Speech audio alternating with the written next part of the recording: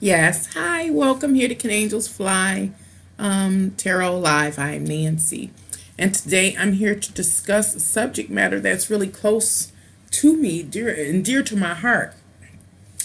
And of course, the information that I'll be offering in this live stream is for everyone. But I really like to, I would really like the younger generation to take heed to this message. Hello, all. And it's really, really long. So, I mean, it's about if you got time or not. It is absolutely long. I have 13.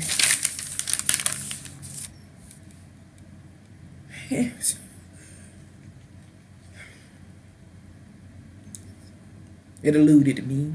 Hello.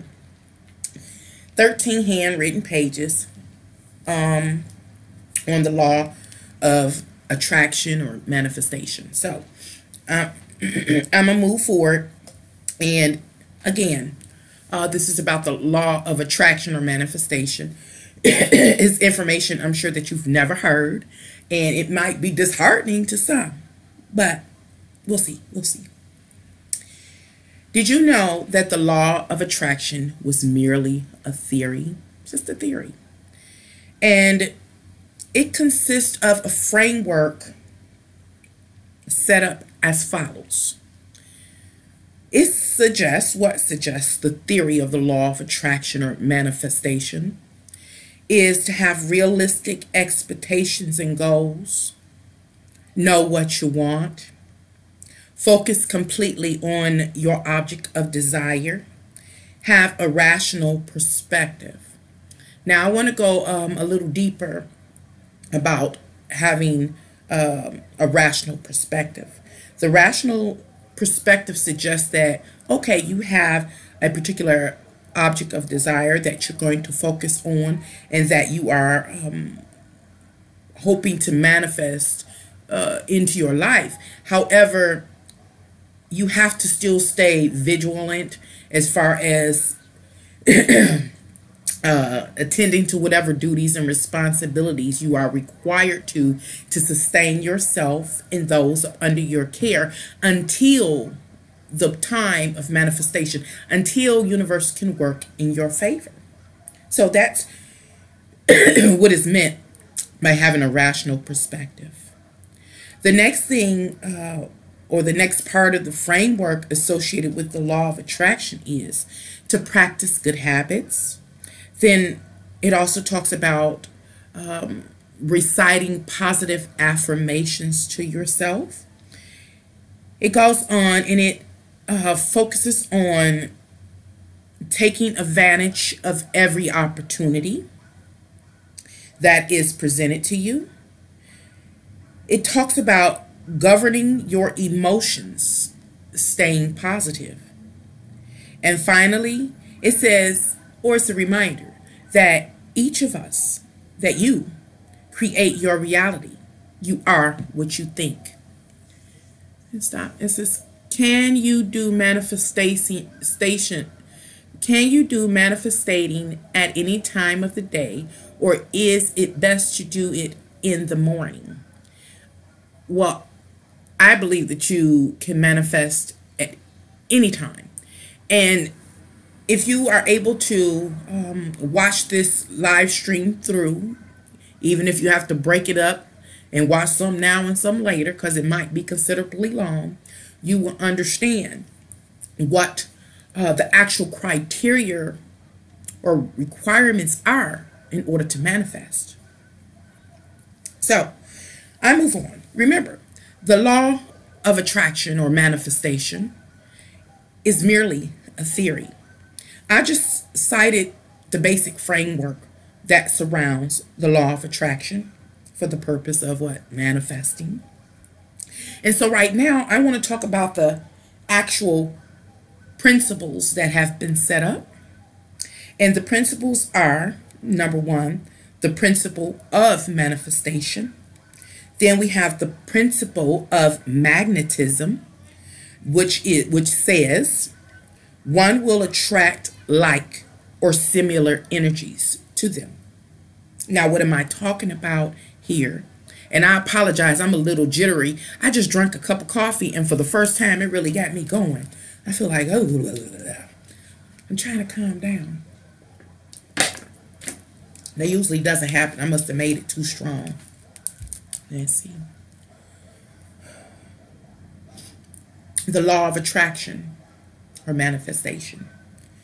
I've already gone over the framework to the law of manifestation. Now I'm going over the actual principles. That was the framework. I'm talking about the principles now. The principle of manifestation, the principle of magnetism.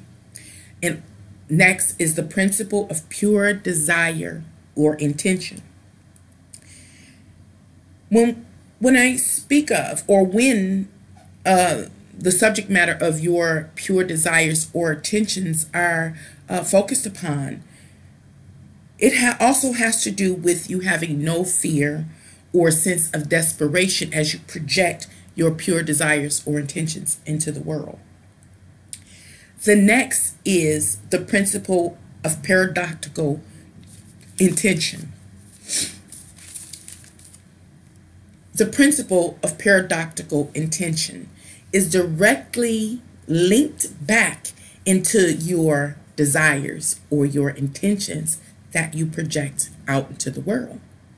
Remember, there can be no fear or sense of desperation when you project your desires and intentions into the world, or else the principle of paradoxical intention steps in.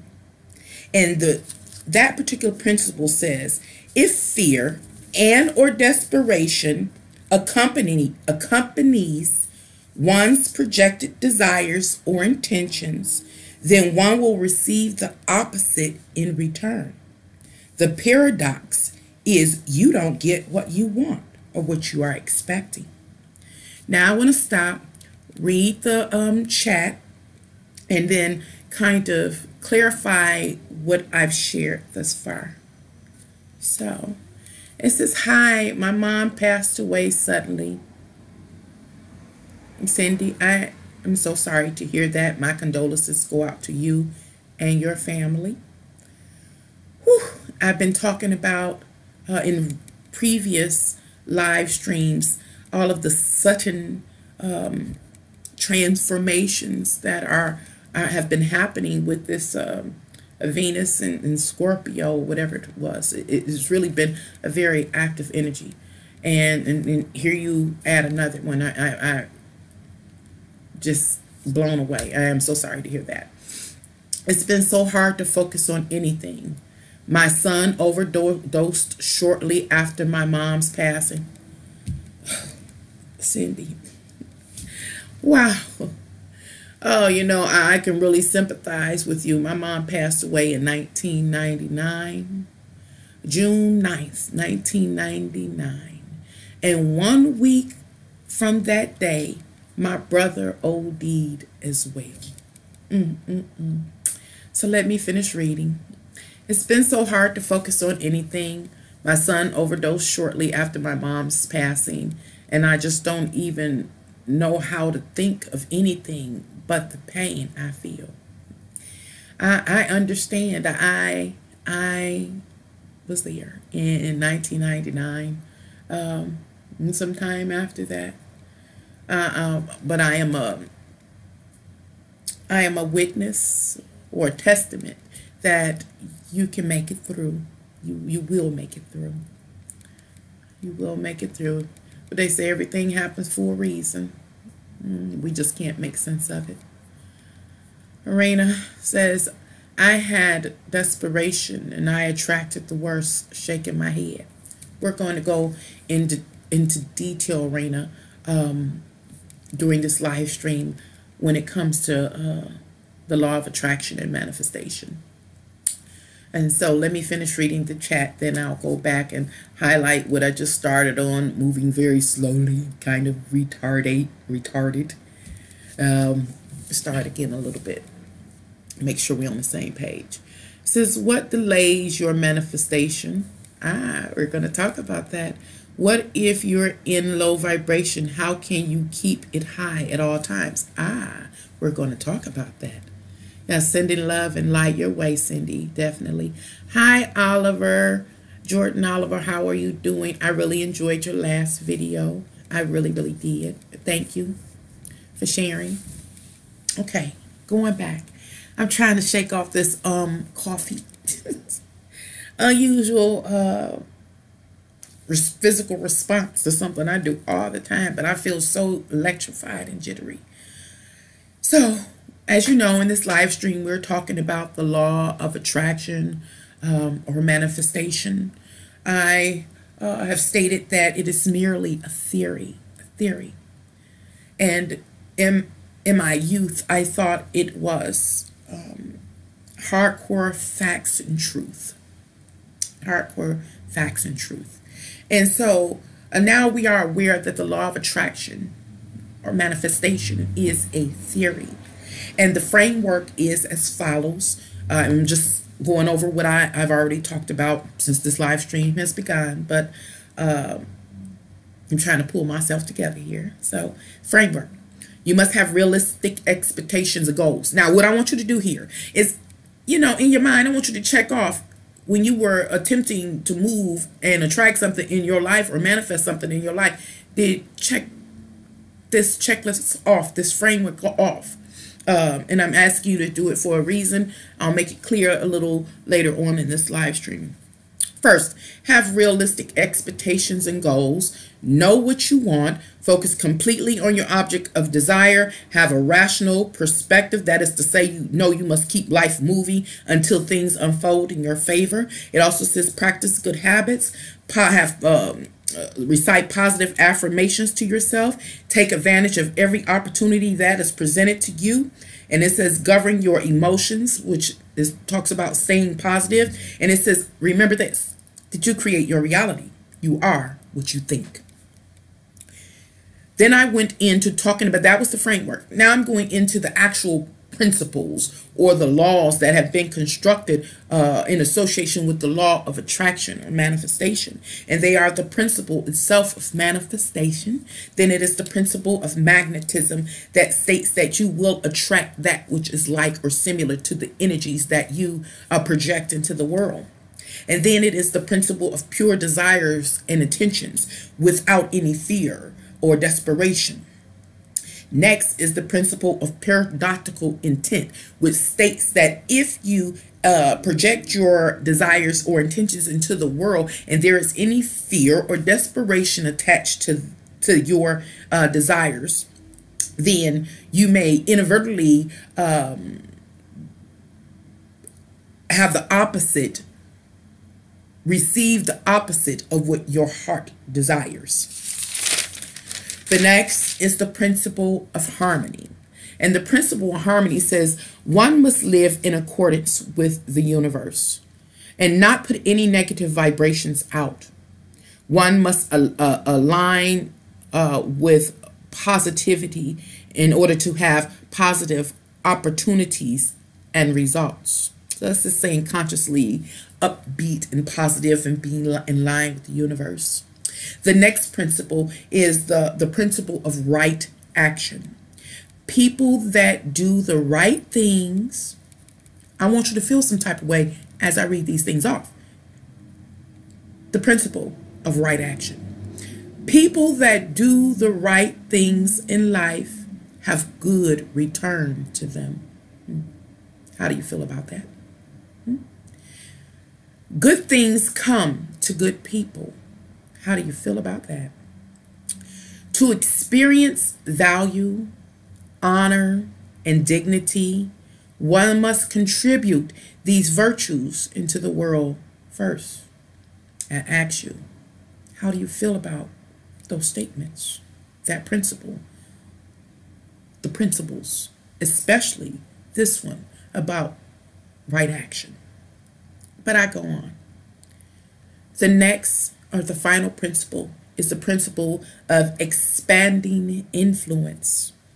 It says or suggests that one must work consciously and diligently using a positive vibration And that good energy will be felt throughout the world. Here's a quote: "Pray not for yourself, but instead for the well-being of others. Expanding goodwill will eventually return to you, the sender, the creator." My question is, how do you feel about those principles? I'm going to leave it alone. In short, www.operationmeditation.com says all you have to do is, just highlighting again, talking about those old standard or traditional frameworks or principles that govern the law of attraction, manifestation.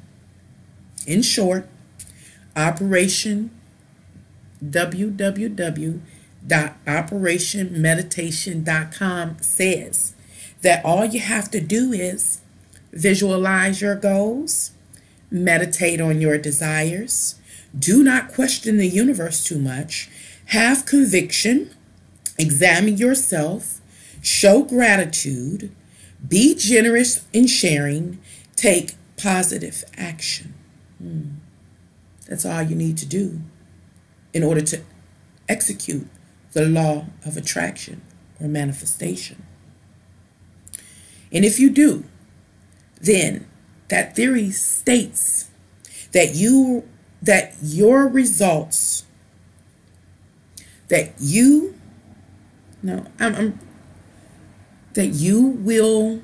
there will be, I'm going to read what I see, that if you're able to do that, will result in you manifesting the desires of your heart. So, before I go on to the next page, trying to move through a little quicker, I want to go back to the chat because I don't like being left out. It says, fear blocks mind. City, very interesting topic. I love the law of attraction. Me too.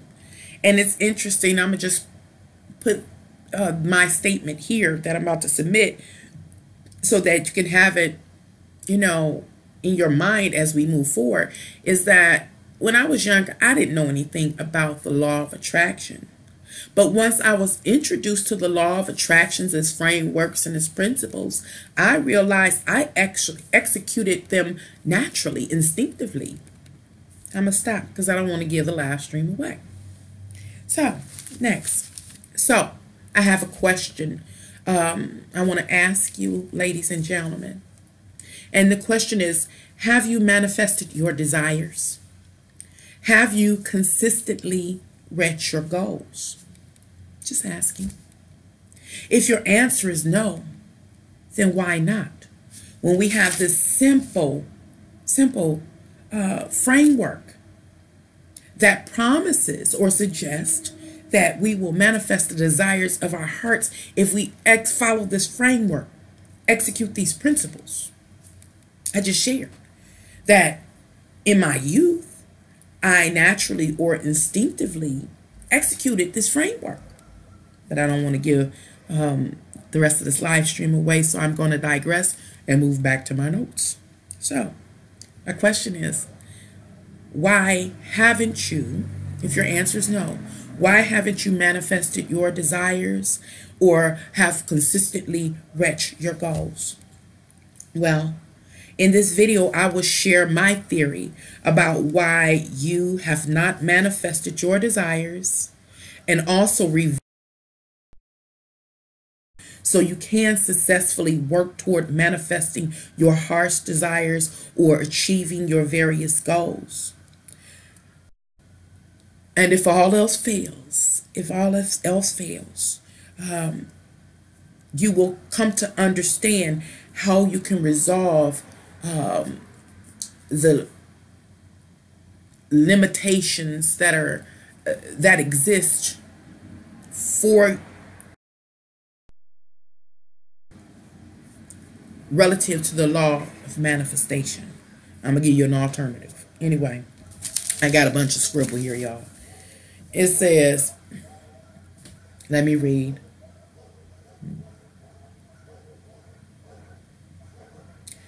If you cannot resolve the issues, what can you do to offset the blockages that you face in relationship to manifestation? Hope that makes sense. Anyway, before we begin, I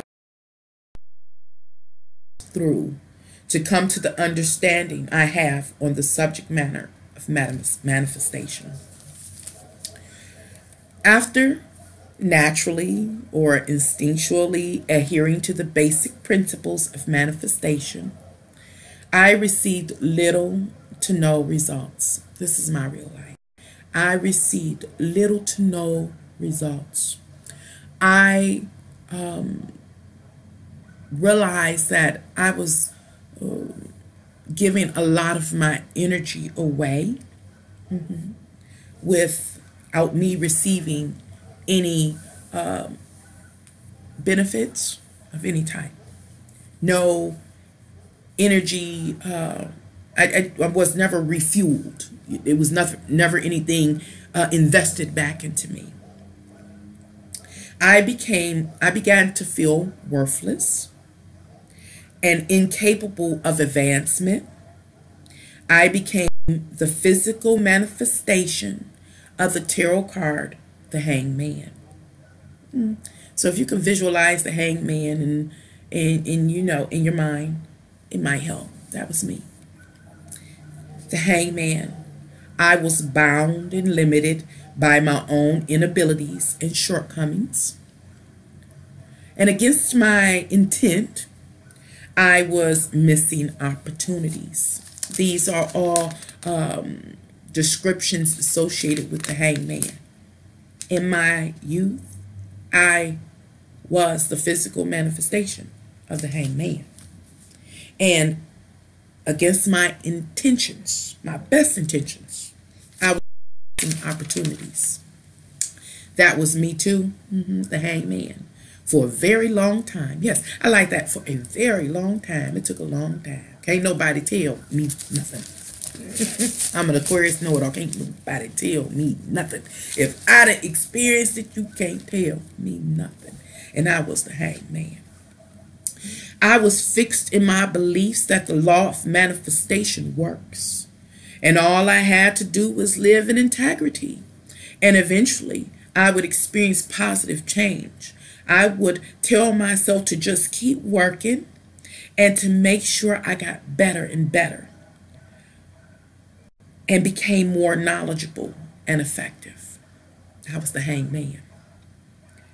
I could not see what I was doing wrong or what others were doing right. I was the Hanged Man, just left in suspense. This affected me deeply, emotionally, deeply. And I experienced sadness, depression, to the point I even got to the point of apathy, where I was desensitized and didn't care. That's scary. I was the Hanged Man. Now, the next card after the Hanged Man is the Death card. And the Death card foretells that a time has come that one, me, Nancy, had to, and that I had reached this pinnacle moment in my life. Remember, I didn't know what I was doing wrong. I was instinctually and naturally executing these principles of the law of attraction even before I knew they existed. But I was not getting anything that I wanted. I was not manifesting anything that my heart desires. I was not reaching any goals consistently.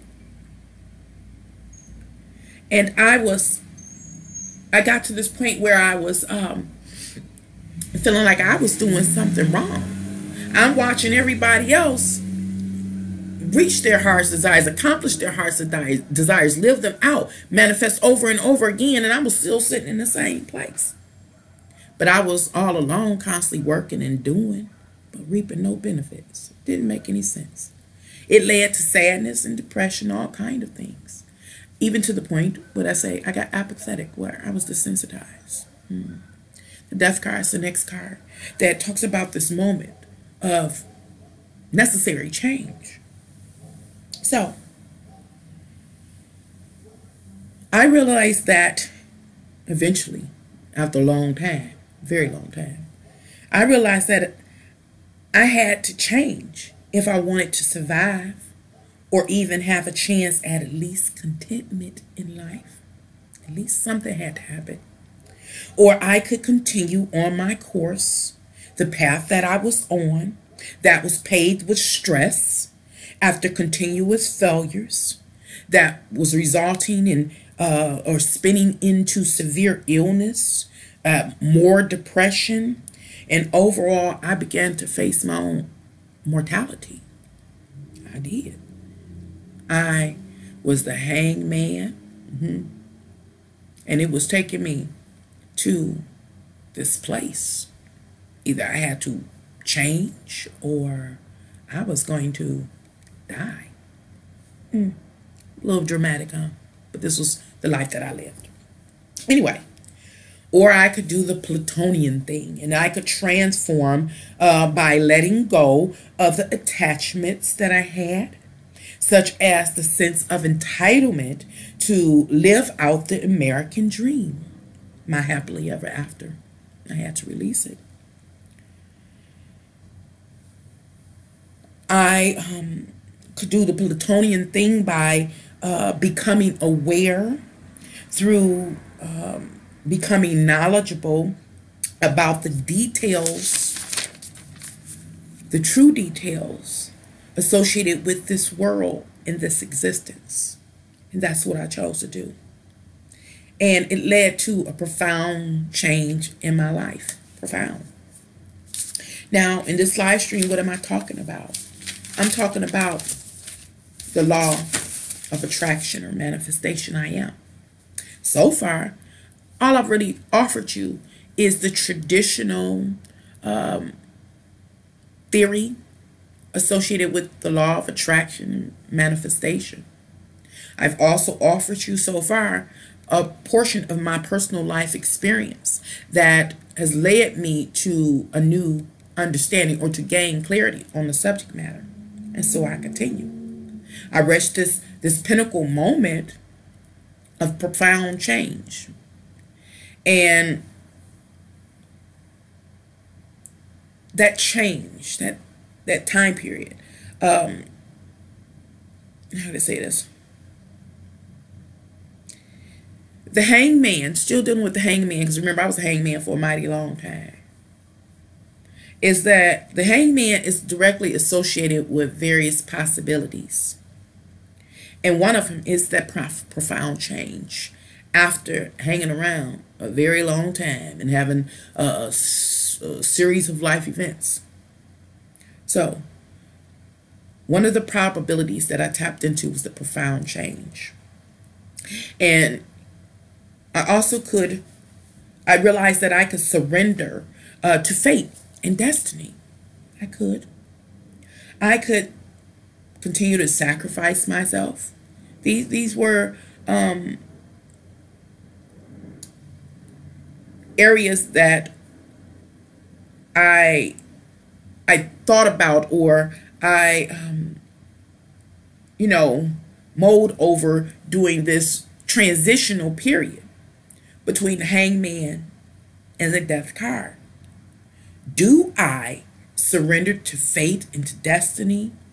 Or do I continue to be self-sacrificing, Or do I go through this metamorphosis through circumspection, which I end up doing, in order to gain clarity about this realm, this existence, myself in relationship to this realm and this existence? That's what I chose to do. Or how do I, became the question, let go of my ingrained beliefs, especially those associated with the law of attraction and manifestation? How do I? And also mulled over and thought about breaking out of old patterns, like being self-sacrificing. I didn't make that make sense. what I'm talking about is that moment, the profound change that I had. When I got to that place of apathy, it was a dangerous place where I just didn't even care anymore. And I felt worthless. Why? Because I wasn't manifesting any of my heart's desires. Neither was I accomplishing any of my goals on a consistent basis. And in that space, I don't know how to define the space, I realized that I could continue on the path that I was on and keep trying to execute the theoretical law of manifestation, which would of course led me to stay on the path I was on with the sadness or the depression. Or I could just really give up and say, okay, well, I'm just here to support others, to totally sacrifice myself to them and surrender all to fate and destiny, and end up being a failure and not accomplishing anything in my life. Or I could confront what I was experiencing and really dive deep. These were the choices that I had. And really go through that evaluation process, the circumspection, and gain clarity about all that I have experienced. That means I needed to wake up and I need to get involved. And I was coming from a place of involvement from sadness and depression and apathy and feeling like I didn't have the ability to advance. But even from that dark space, I'm trying to get it out, y'all, I decided to go ahead and evaluate the whole life experience I've had, the good, the bad, the ugly, in order to gain clarity. I realized that I had to let go of my beliefs about many things, including the law of attraction, and I had to break out of those old patterns, especially those like self-sacrificing. So let's go back to the law of manifestation or attraction. If the aforementioned principles did not work for me, and maybe you, what was the problem? What was the problem? Says, let me stop reading chat. Very interesting. That was me too. Hey, okay. Yeah, I finally surrendered. Boy, it felt like a new life. We're going to learn some more. So my question is, what was the problem? Why didn't these simple laws or principles, the framework to manifestation, why didn't it work for me? Why? Why was it, at least it appeared it was working for others, but not for me? Well, I realized after going through that profound change and going through the circumspection and gaining clarity that there was something missing. There was something missing. And what was missing were the keys to manifestation. Now, right here, I need to make sure that you're catching this transition. What I've offered thus far is the theoretical laws or principles associated with the law of attraction and manifestation that talked about realistic expectations, goals, knowing what you want, focusing on your object of desire, having a rational perspective, practicing good habits, positive affirmations, taking advantage of every opportunity that is given to you, and governing your emotions and staying positive, and understanding that you create your reality. You are what you think. That's what was offered. That was the theory. But there was something missing. That wasn't all it took. Not at all. What was missing were the keys to manifestation. And I learned these keys to manifestation through my life experiences, but was only able to recognize them and log them because I chose to come out of the sadness, the depression, the state of apathy, and began to circumspect, to evaluate my whole life experience, And to do what the hangman does. He sits and he watches, and he people watches, he evaluates. So right now we're going to talk about the keys that have been missing. They weren't introduced to you. Well, I'm here today, me, Nancy, here at Can Angels Fly Tarot Live. I'm here to introduce the keys of manifestation to you. This is what has stood between you and your ability to manifest your heart's desires and or consistently achieve your goals. That makes sense. Keys are: 1, there are prearranged advantages, social adequacy, birth rights, camaraderie, successorship, popularity. Don't worry, I'm going into them deeper. Fate or destiny, endowments, support, preparation, opportunity, and last but not least, your personal assessed value. Don't worry about it. I'm going into these keys to manifestation that you never had, that were missing, which blocked you from actually manifesting your heart's desires or reaching your goals consistently. I'm going into them deeper. Anyway, there is a difference. There's a difference between the theoretical principles that lead to manifestation, that's supposed to lead to manifestation, and the keys that I'm talking about. These keys I have perceived by witnessing those who could not manifest their heart's desires versus those that have manifested their heart's desires over and over and over again. Taking a break, coming to read the chat, and then we're going to go talk about these keys that were missing all along. You had principles, framework, but no keys. So, hi, how you doing, Emily? How you doing today? So, I just want to make sure that we're clear and we're on the same page. We began this live stream talking about those old traditional principles and the framework to the law of attraction for the purpose of manifesting your heart's desires or reaching your goals. You know, those ones you can go on YouTube or anywhere online or on the net and type in law of attraction. They give you this list of principles or laws. Those are traditional. And all of those are theoretical theories. And so I was saying, hey, how is it that you can execute those theoretical principles that are supposed to guarantee that you manifest your desires, and you don't? You don't.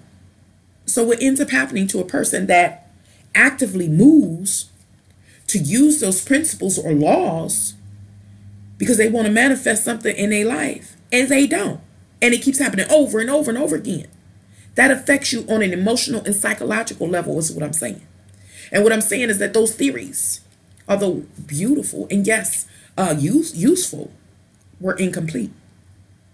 There were keys that were never introduced to you. And these keys are what actually guarantee your ability to reach your goals or to fulfill your heart's desires. You must let go of old beliefs. They don't serve anyone. Yep, if it's proven that it don't work, it don't work. So right now we're about to go into these keys. And the one thing I want you to be aware of is that those old theories, those old principles really have to do with how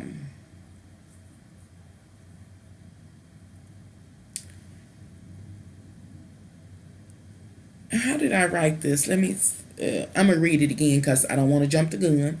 It says there's a difference between the theoretical principles that's supposed to lead to manifestation and the keys I have perceived by witnessing those who could not manifest their heart's desires versus those that have manifested their heart's desires over and over again. While the principles, those theoretical principles, those famous theoretical principles surround, catch this, they surround personal awareness and one's mode of operation. What am I saying there? I'm talking about those laws that you can tap into at any time by Googling the law of attraction, those principles and laws. Surround your personal awareness about yourself and your mode of operation. Whereas the keys that I'm going to talk about in this live stream have to do with external forces that contribute to your livelihood in this world. So let's expound upon the keys that I'm offering you today. These keys will guarantee that you achieve your heart's desires and reach your goals on a consistent basis. And I don't want to jump the gun, so I'm going to stop because I've been gave something away. So let me move on. Because they are, what are these keys I'm about to offer you, are the true determiners of your ability to manifest successfully. Uh-oh, am I out of order? What did I say because? So let's expound upon each key, because they are the true determiners of your ability to manifest successfully. Now, I actually have to pat myself on the back.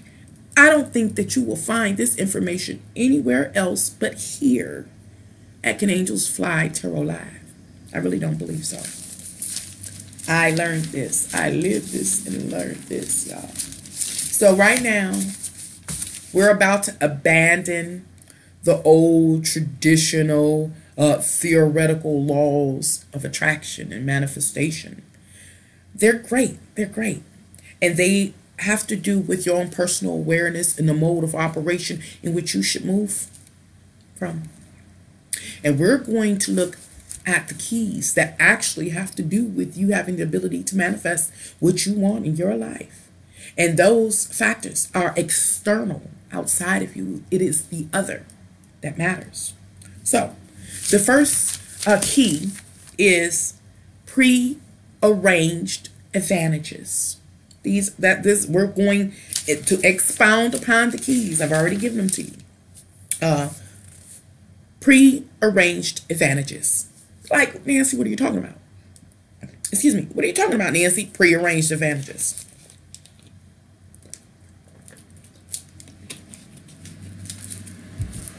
Prearranged advantages are like large financial gains at optimal time periods in your life, like annuities or being a beneficiary or something like that. It also has to do with references and archives. It has to do with getting shortcuts, we'll say, face-to-face or hands-on experience, like this is an example, that a child's parent is a doctor. And so that child is raised up in a home in which a lot of medical terminology or language is used. This is a prearranged advantage. And so by the time that child gets up to age and is ready to go into higher levels of education, they are highly familiar with medical terminology. Now, these prearranged advantages stand true in every field. If you're raised by a teacher, then your mom might be a teacher or English teacher. There, that person is your parent is going to make sure you speak proper English. You will grow up being consistently corrected. By the time you get up to age, you have the advantage over others that weren't raised by an English teacher or a doctor or a lawyer. You are already proficient in a particular area or genre. This is an example of prearranged advantages. And this is one of the keys that guarantee a person the success of being able to manifest their heart's desires or to reach their goals consistently in life. I need to go back because I started talking about these prearranged advantages in relationship to financial gains, large financial gains, at optimal periods in one's life, such as annuities. It's a different experience when you don't have to start up from the ground up, but yet you have resources readily available to you at optimal periods in time in your life. They give you the advantage. And remember, when I'm talking about these keys, these are external forces, contribution into your life that affect your livelihood or your well-being. Prearranged advantages have nothing to do with you. It has all to do with that came before you. Whether it was a parent, an experience, that its overall existence, how can I say that? Invested or invest into your life. Maybe I can make it make sense by moving on to the next key. That was key number 1. We're talking about having the keys that you need in order to manifest in your life. Key number 2 is social adequacy. I don't think y'all gonna hear this nowhere else but here. Acting Angels Fly Tarot Live. Social adequacy is number 2, key number 2, that permits a person the ability to manifest their heart's desires and or reach their goals in this life. And what do I mean by social adequacy? Well, we have social standards. And if you don't meet those social standards, you don't find favor. So what am I talking about? I'm talking about how outside forces perceive you or think of you. Such as standards of beauty. If you don't look a certain way, you might not be acknowledged or respected in this world. Or one's financial influence. And that plays back up into the prearranged advantages. If you got money, what they say, take money to make money.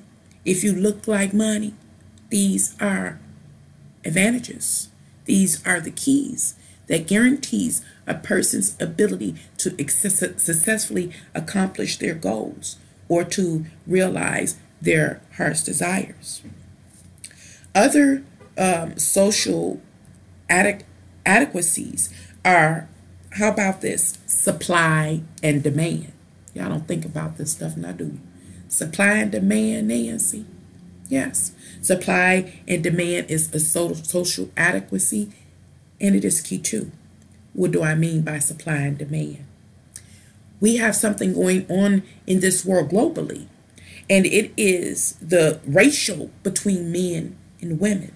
Yes, gender is subject matter that has to do with supply and demand. Biblically, it is suggested that there are 7 women to every man, which means there are more women than men, and therefore, how can I say this? Let me try to stop, because I'm not getting confused. I'm not The society is sick. It is. It is. It is. But we're going to understand what we're dealing with so we can understand why we're not manifesting the desires of our heart or consistently reaching our goals. Yes, society is sick, but understanding, this is going somewhere, y'all. This is going somewhere if I can just get it out. That's the problem, just getting it out. So when I'm offering you right now, I'm offering you the keys to manifestation. The first was prearranged advantages. Do you understand what I'm talking about when I speak about prearranged advantages, like being born into money or receiving annuities and you don't have to start from the ground up, or having a parent or someone significant in your life school you your whole life before you even become conscious? You know the language of a particular field and you are already proficient in it. This is a prearranged advantage that guarantees your success and your ability to manifest what you desire in this world. Key number 2 is social adequacy. If you don't fit the standards, like the standards of beauty in this physical realm, you will not find favor. This is true. And then I was talking about the supply and demand. We see it every day. We don't have to acknowledge it, but there seems to be more women than men. So we have a large portion of women that don't feel loved, don't feel supported. They don't feel like they belong. They're not able to live the dream. And that creates a particular type of creature. And that creature will do just about anything to have or try to get the upper hand in the competition. And so what I'm saying, the recipient, the man, we'll say here, the recipient, the man, will benefit from these women's weakness and their longing and their needing. This is one of the keys to success. And there are others. Like I said, we have many standards in this physical world. And if you don't fit the standards, you don't get the favor. And I'm going to move on. Key number 3, birthright. Birthright, yes. What is a birthright, Nancy?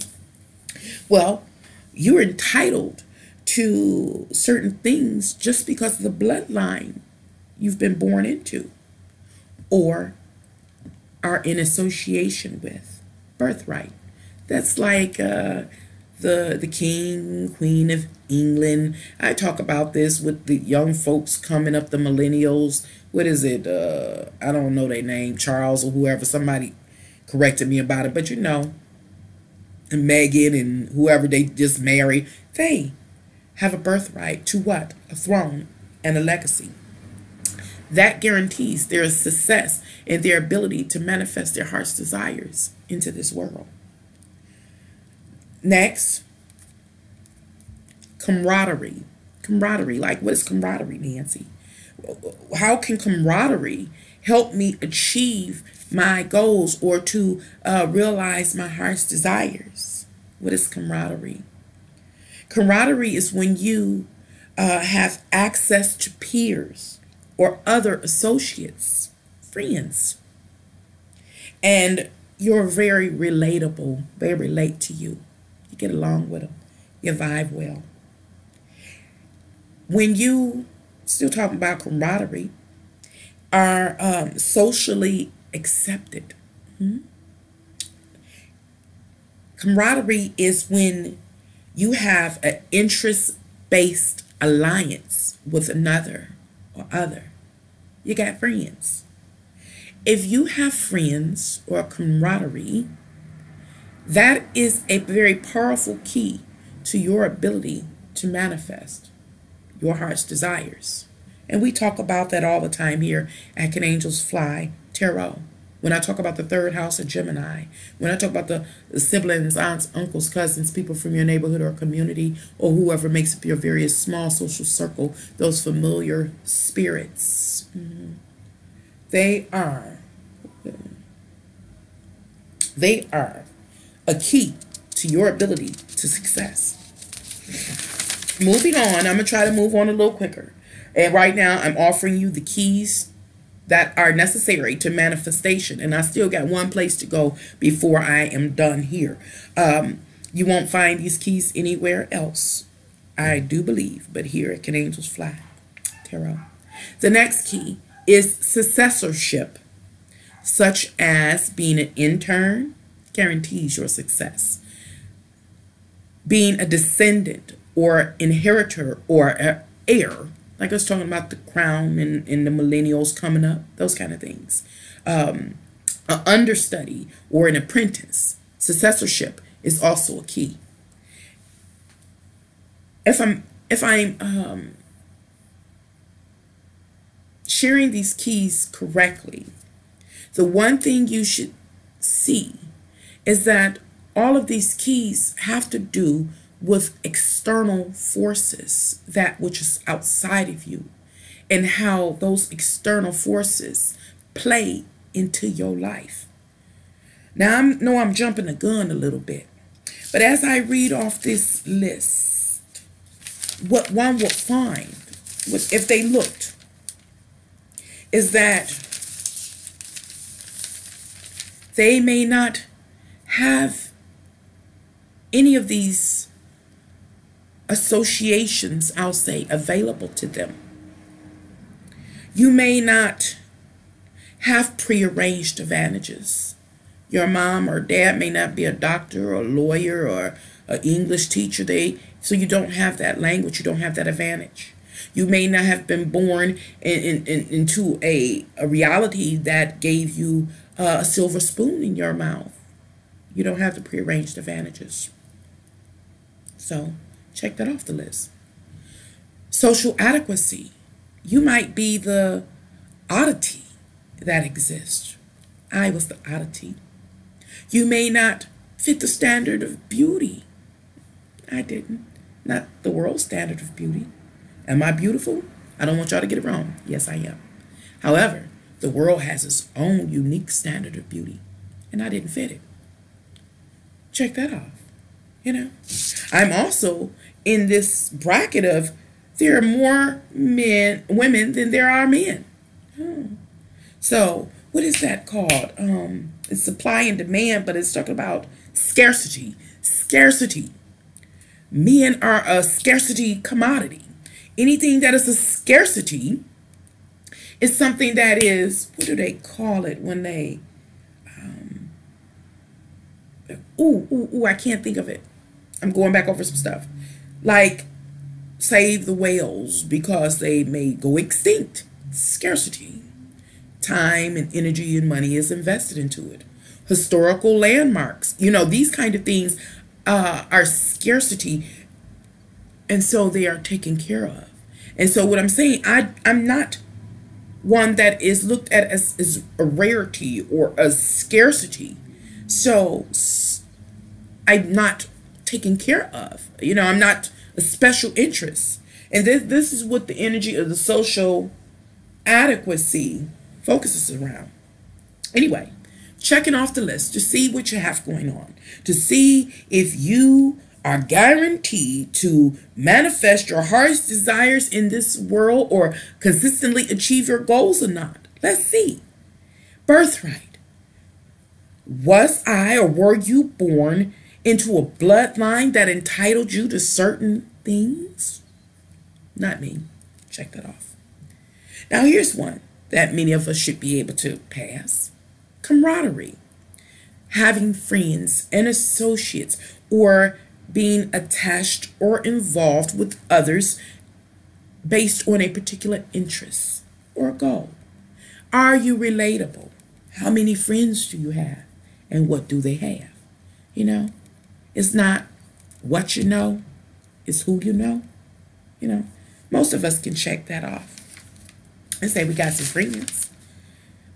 Okay, on to the next. Successorship. Are you or do you have a connection that has permitted you to be an intern, an understudy, an apprentice of some type? Or are you a descendant, next in line, to inherit? Will you be an heir? Successorship is one of the keys that guarantee that you will live out your heart's desires or manifest your goals. Then the next is popularity. Popularity is a key as well. Popularity is public awareness about you and your interests. It has to do with being with fame or being celebrated. Are you famous? Are you being celebrated? Are you trending? Are you mainstream? Popularity is also a key that guarantees that you will achieve your goals, you will live out your heart's desires. Okay, next. How about endowment? You're endowed. Endowment is a key that promise you the ability to manifest your heart's desires. And endowment is your natural abilities, your natural level of competency or comprehension. How about sex appeal? Or having a silver tongue, you're persuasive, or strength. Now, all of these things, yes, are from an external force, usually an invisible external force. We are granted these natural abilities like sex appeal. They have nothing to do with us, but we call them God-given endowments.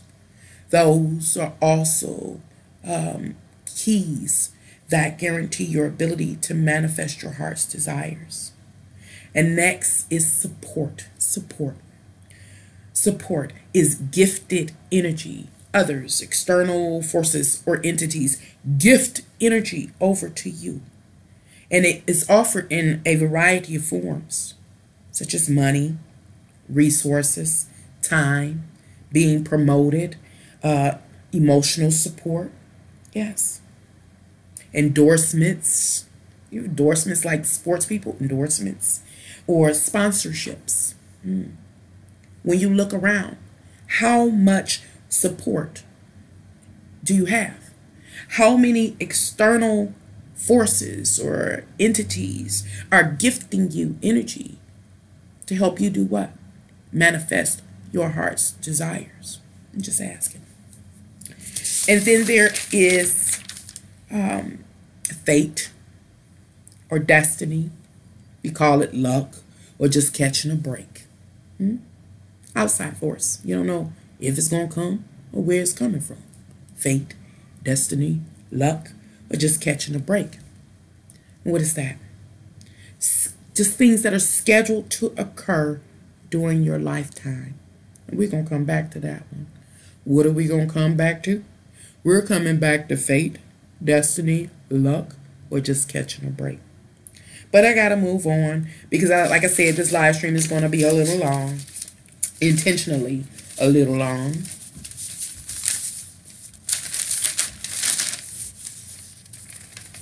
But we're going to come back to that. We still got a couple of more to talk about. And then I'm going to move forward because I'm going somewhere with this ending that you're not expecting. Now, right now, I want to look at the chat to see what's going on to catch up. And it says, hi, lovely Rose. I'm talking about the law of attraction and manifestation and how it has been, it's an incomplete theory that have led a lot to make a lot of foolish mistakes, real foolish mistakes. And so I'm here to submit that which was missing from the law of attraction for the purpose of manifesting your heart's desires and consistently reaching your goals. Today is Mercury conjunct Jupiter. Mercury, intellect, mind, thought, and Jupiter growing in intellect. That's what we are doing. So on. I got it just a little bit more. I'm almost there. No, that doesn't even belong there. That doesn't belong there. I'm almost there. Because I'm going somewhere with this, y'all. I'm going somewhere. The next key that I'm submitting to you is the key of preparation. Yes, preparation. And I know you're saying, Nancy, how can preparation be an outside force? And it has to do with you personally. Preparation as an outside or an external force contributing to a person's livelihood. Well, when I think of preparation, I also think that in order to, how can I say, preparation is one of the keys that guarantees your ability to succeed in this world or to manifest your heart's desires. And why is preparation one of those keys? It is because preparation is compounded. It's compounded. Prior achievements, which is also made possible by these keys that I'm introducing to you. Does that make sense? That preparation is a compounded thing.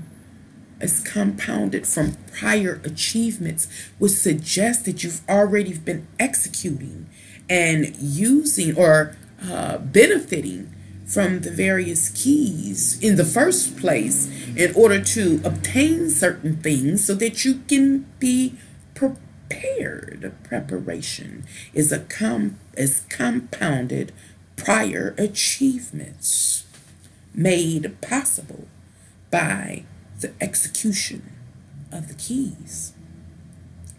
And finally, no, get one more. The next key that I submit is opportunity. Opportunity, yes, is one of the keys that guarantees you the ability to manifest your heart's desires or to consistently achieve your goals in life. Opportunity offering of an appropriate, what is an opportunity? Let me start again. What is an opportunity? It is offering of an appropriate or favorable time, occasion, situation, condition, space, venue, position, etc. Opportunity is freedom. All of these things that I've mentioned, like time, occasions, situations, conditions, space, venue, positions, etc., freedom, are all forces that are outside of yourself. Opportunity is one of the keys necessary for you to realize your heart's desires. And before I read off the last key that I'm offering, I want to just highlight the keys that are necessary for you to have access to in order to manifest your heart's desires or to reach your goals, consistently reach your goals in life. Now, do you have to have all of these keys simultaneously? The answer is no. But you must have at least one in order to have the opportunity to manifest your heart's desires. And so the keys that I'm submitting to you are prearranged advantages, social adequacy, birthrights, camaraderie,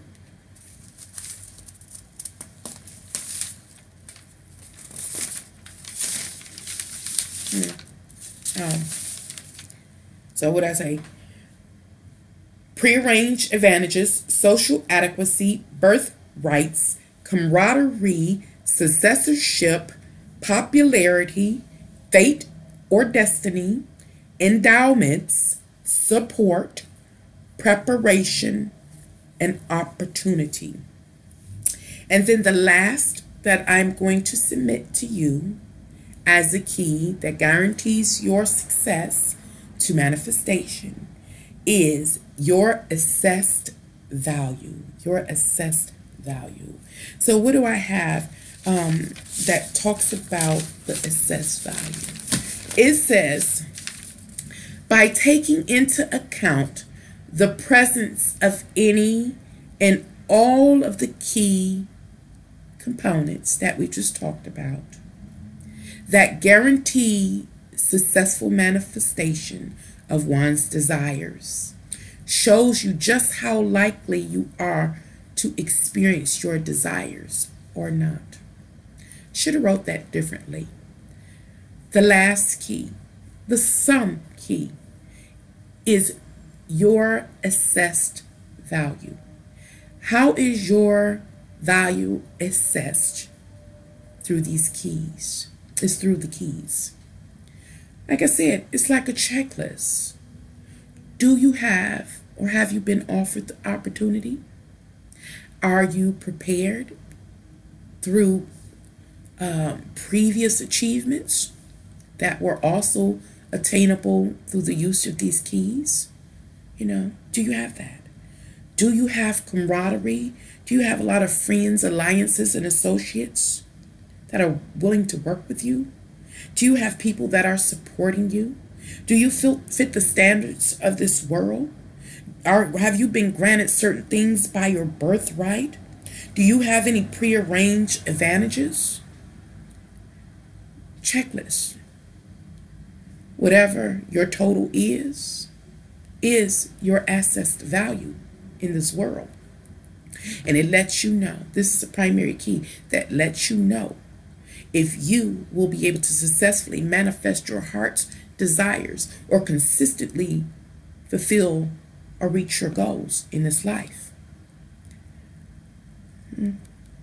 If you assess your value as not, it's just not there, or if fate, destiny, luck, or the shameful, rare breakthrough seems more like your reality, then you may need to accept that which you cannot change. I'm going somewhere with this that y'all are not anticipating.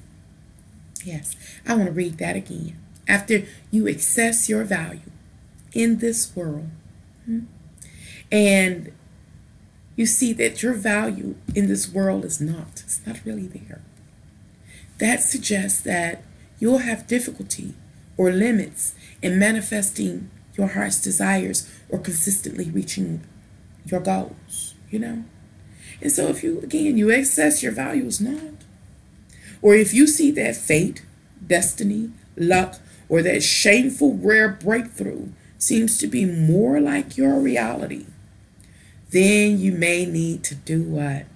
Accept that which you cannot change. You can't change it. Those are the rules and the regulations at this time in our realm. Then what? Prepare to offset, because we don't give up that easy. We don't give up at all. There's an answer, and I'm going somewhere with it that I know you're not anticipating. All of this is new information, I'm sure. So now, then what do? The next, you prepare to offset the limitations and losses you will face as a result of not having the option to align with the keys that would permit you to manifest your desires and to reach your goals. Yeah, you got to offset this. And that's why I said at the beginning of this live stream was primarily, it's for everyone, but I'm really talking to the younger generation. It's really important to assess your value, to really see what outside forces are interested in contributing to your well-being and your livelihood. This is important. Because I talked about it earlier, that I was the hangman. And I was in this place of negativity based on the traditional laws of attraction. How could I possibly attract anything into my life when I'm in this space of negativity and desperation due to consistent failures of trying to execute instinctively, naturally, the laws of attraction? And I'm getting crap. I'm suffering losses. It says in the initial, or what do you call it, the law of attraction, the framework, it says it says here, it says, take advantage of every opportunity that is presented to you. And you know what that ended up doing for me? I read it again, because this right here was annoying to me. It says, take advantage of every opportunity that is presented to you. And so I don't want to go into too much detail. And I say that because I can go into a little detail to make it make sense what I'm saying here.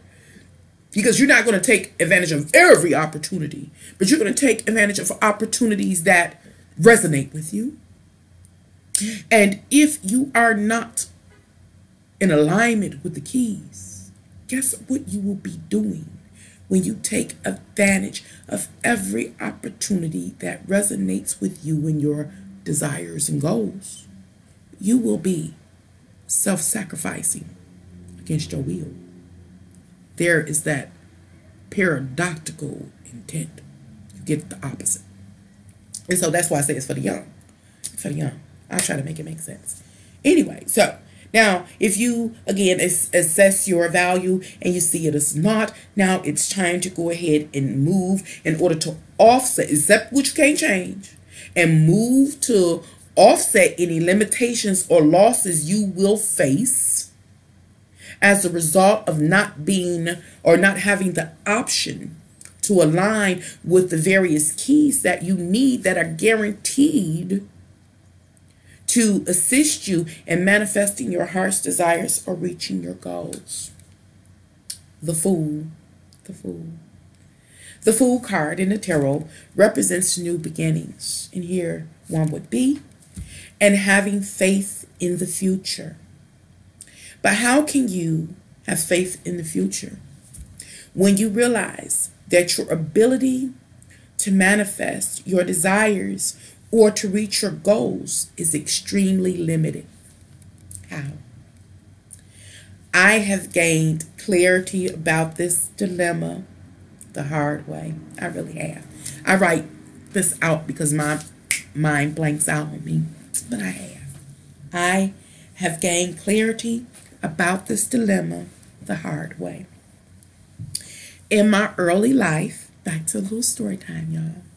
In my early life, I was the fool in reverse. Yes. I lacked direction, like when it came to the law of attraction or manifestation. I depended on an incomplete theory. Or when confronted with having to choose what I wanted to be when I grew up, a career choice, I was not ready. I wasn't clear due to an impaired educational system across the board. So I'm talking about families' input into one's educational awareness about this realm as well in relationship to an impaired educational system. I was the fool in reverse, and I also lacked direction, like in relationship to me trying to slice me a piece of the American pie for myself, but was ultimately unsuccessful due to a long history of social issues that I wasn't aware of. And so what am I saying here? This is story time. In my early life, I was the fool in reverse. I lacked direction, focus. And so I was naive. Yeah, I was. The fool in reverse. I was naive due to a lack of experience, awareness, and understanding. The fool in reverse. I was naive, lacking direction, and as a result, partook in senseless folly and executed stupidity and poor judgment, leading me to live the life of a vagabond within the winds of chaos. I was the fool in reverse. I lived this. I have lived an unsettled life, or the unsettled life of the fool, because I lacked the option to manifest my desires or to reach my goals on a consistent basis. Nevertheless, I have stabilized my life now through conscious efforts. And that's where we're going into. And so I repeat that. Nevertheless, even though I live the life of the vagabond as offered by the Fool card in reverse, I have successfully stabilized my life through conscious efforts. And this is where we are headed, talking about the conscious efforts. So right now, I'm going to look at the chat. First, put my pages in order. Put my thoughts back in order. Try to stay in. I have so many thoughts that go on.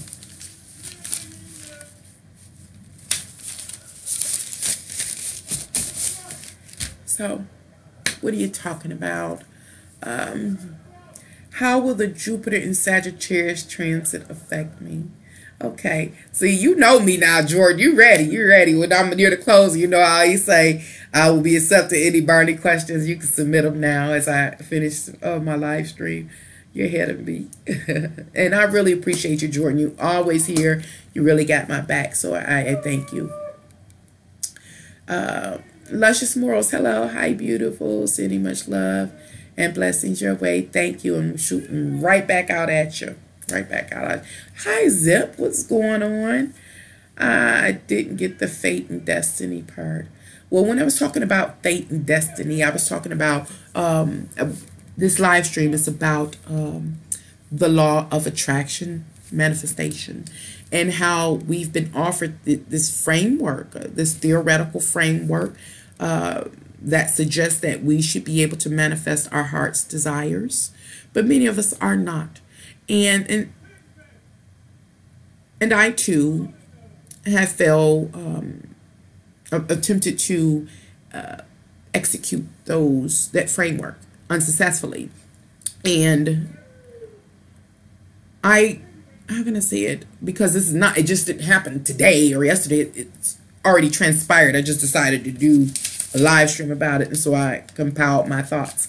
After a whole life of experience, I realized that it was not this theory that has been introduced to us. That's not the source of manifestation. Those theories, the law of attraction that were offered to us, talks about our personal awareness and how our mode of operation should be as we manifest. But there was always something missing.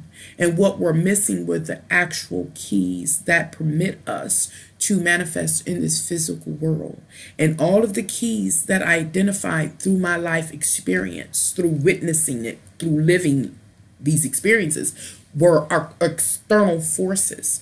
And fate and destiny are one of them. Luck is one of them. Catching that break is one of them. One of the keys. That fate, the luck, the destiny, the catching a break comes outside of us. We have nothing to do. And is one of the keys that permits us to manifest our heart's desires. As does having friendships, support, fitting into the standards set forth by others in this realm. These are the things that permit us to manifest our heart's desires and to consistently reach our goals. You also have to have the opportunity or the freedom to do so.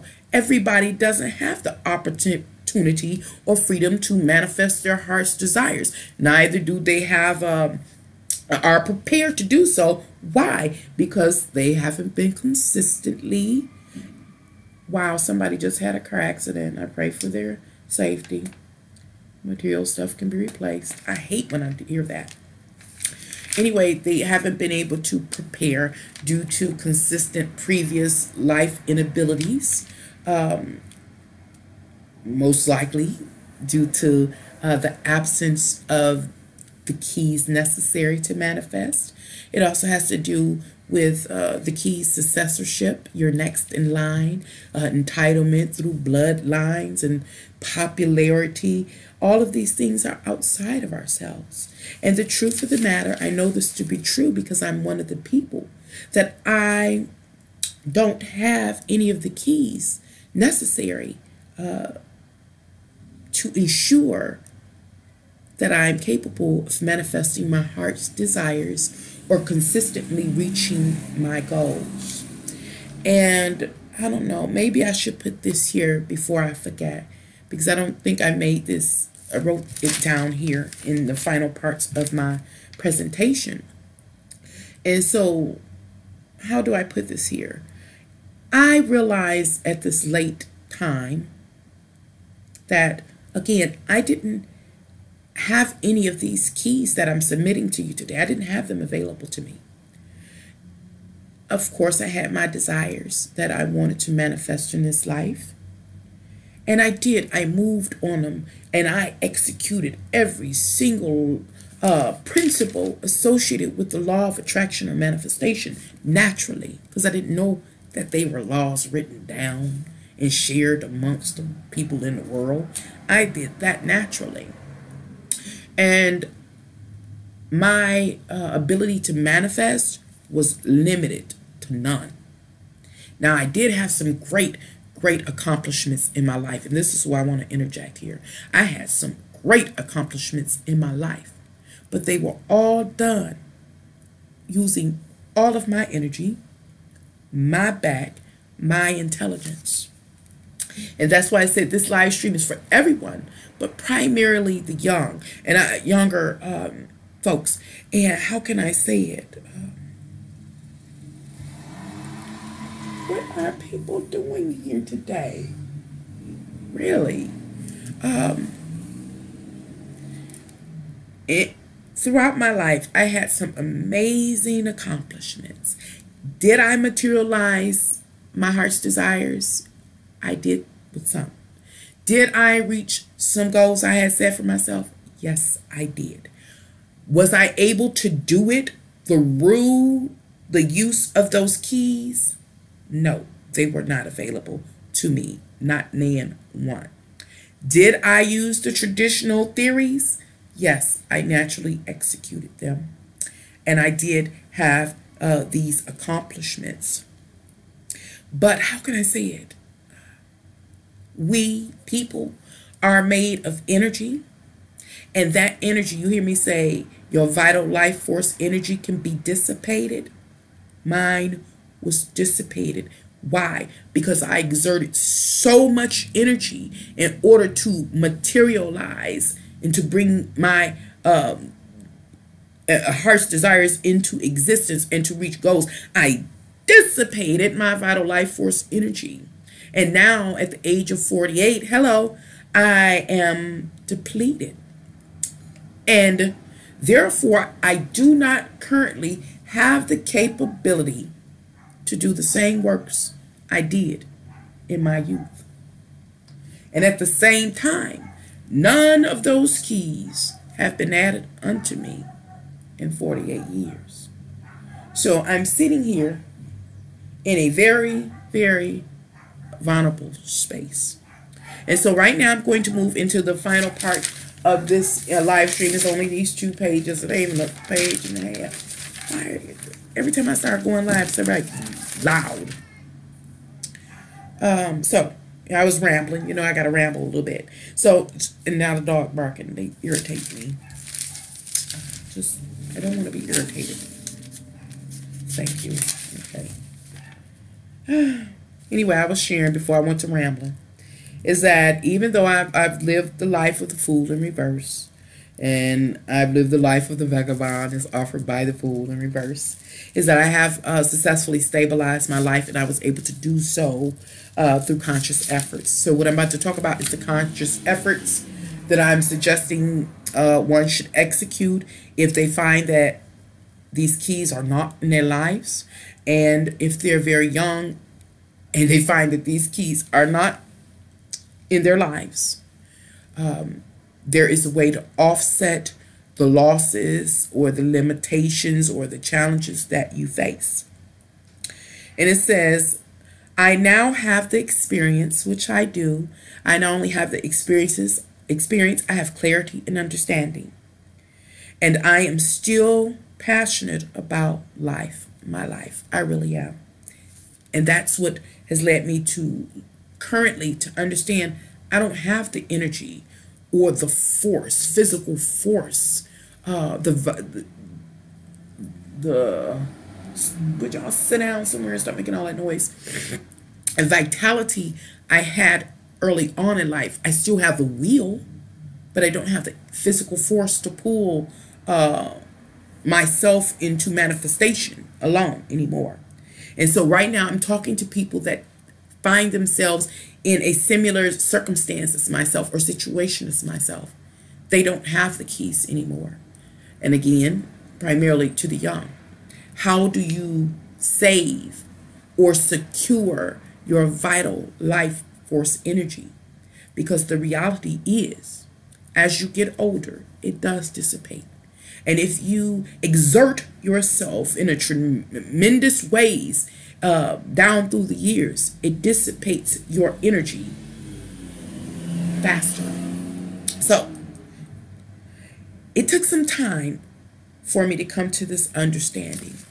I had to pay attention, and I lived and I learned. Remember, I was in that place of apathy and depression and sadness. So I had to come out of that, and I had to learn to pay attention. I had to live and learn, and I saw the people. The hangman. I also was the hangman, remember? And so I just people watched. And I saw the people in their works, good, bad, ugly. I saw everything. And I witnessed the difference between those that manifested and those that did not manifest. And so I got to go back over to the traditional, theoretically offered laws of attraction or principles that I feel some type of way about.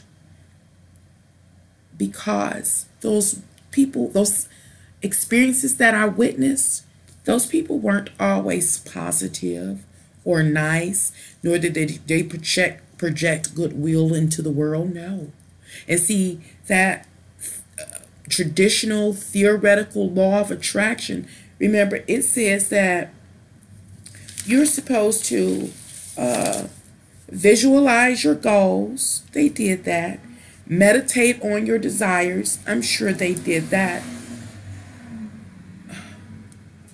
It says don't question the universe too much. I know they didn't do that because they were busy doing other things. I've seen this consistently over and over again.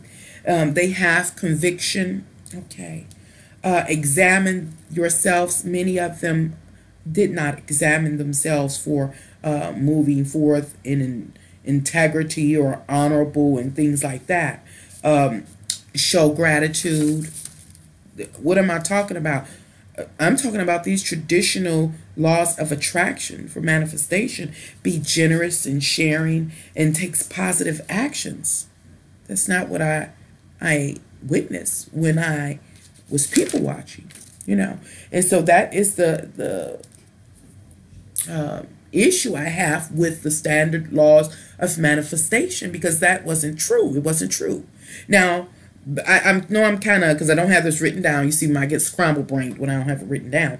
But the traditional laws of attraction, again, remember, it surrounds the personal and how the personal is aware, their awareness and their mode of operation.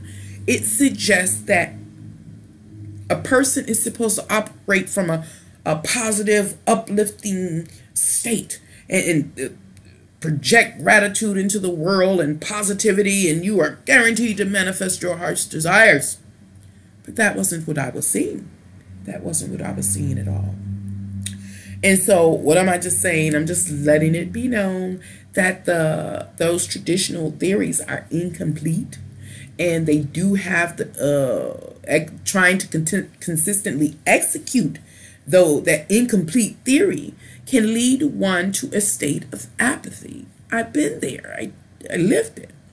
And so right now, I'm talking about getting the best out of life. Let me stop because I'm rambling.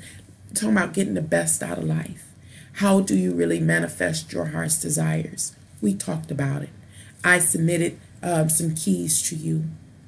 But then there are those that exist in this world, I'm an example of them, that don't have the option to tap into those keys in order to guarantee manifestation.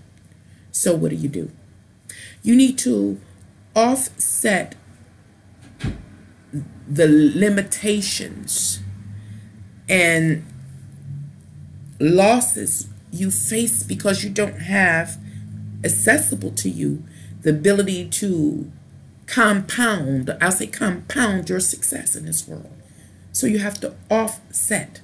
And so this is where I should have focused a little bit more on, because it's those original laws that can lead to states of deprivation. So here's the traditional laws of attraction for manifestation can lead to states of deprivation. How? Example is where it speaks of how you need to move forward in gratitude and have a positive state of mind. You do so, yet you don't manifest, while you witness others do quite the opposite and manifest their heart's desires. Over time, if a person continues to be unsuccessful in manifesting their heart's desires after being positive, that can have some type of psychological or emotional impact upon them, state of deprivation. And then there's also a state of deprivation that is achieved through this one that I have a problem with, taking advantage of every opportunity that is presented to you. A person can reach a state of deprivation by, under the traditional theoretical laws of attraction and manifestation, through taking advantage of every opportunity that is offered to them or presented to them. A person can lose their time and their energy by consistently jumping on board with things that seem like they are directly attached or can help them achieve their goals. In actuality, all that person is doing is being self-sacrificing, given over to another. And how can a person be assured of that? They can say, are these my friends? Are these my comrades? Are they here to support me? You know, going down this checklist of keys that I'm saying. If a person goes down that checklist and cannot check off that, and then make your way back here not too long from now. Don't go anywhere else. Close the door, but don't lock it. If a person cannot go down, I say, they throw me off. Take advantage of every opportunity that comes your way. We know that we'll take advantage of any opportunity that comes our way that resonates with us and our actual goals and desires. But you can't, some people can't do that. You can't do that because, again, going back to the keys, if you can't checklist off and say that some of those keys are present, associated with that opportunity, then you shouldn't be involved in it, because all you will be doing is being self-sacrificing and contributing to another manifesting their heart's desires or reaching their goal. I hope I made that make sense. Anyway, I still got this little bit left, and it's talking to I keep trying to go there about the use. You know, if you're young and you do this evaluation process and you see those keys are not in your life, and or even if you're in a position now, we recognize those keys are not in your life and you're still trying to manifest and you're consistently losing, how do you stop it? First, acknowledge there are certain things that you cannot change, and this is one of the things that you cannot change because you don't have a linkage or an alignage to the keys. And understand that you are a different type of person. You know, you're a different type of person. Had I known then, when I was younger, what I know now, I would have fared much better in this life. Because what I know now that I didn't know then is that I didn't have access to those keys that promise the ability to manifest my heart's desires or to consistently reach a goal. Had I known then what I know now, I could have been more cautious with my vital life force energy because it does dissipate. Had I known then what I know now, I would have known that I was a different type of person. Unique, very unique. What I know now is that there are people that are so unique that they were made to be self-interested or self-centered or self-focused. I remember when the first time I read that in my astrological chart, I was like, what they mean? I'm not selfish.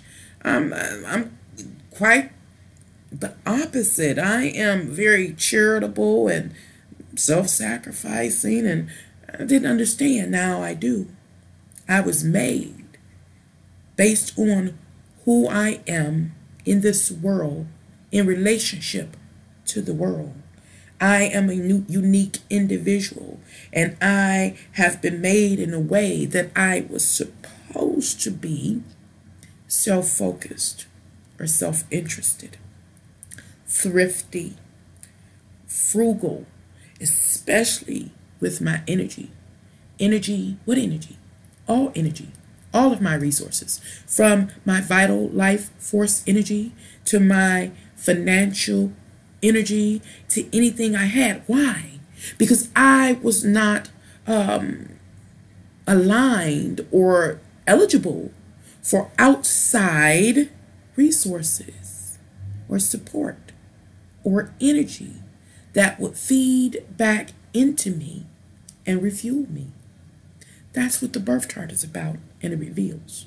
But when I started learning the birth chart, I wasn't understanding what it was saying about me needing. It said I needed to be selfish. I needed to be. I needed to be the hermit. I needed to be all of these things I was looking as negative. But now I understand why. It was saying that I had to offset not fitting into this world and not being susceptible for the refuel or the contribution from external forces into my life that will help me obtain my heart's desires.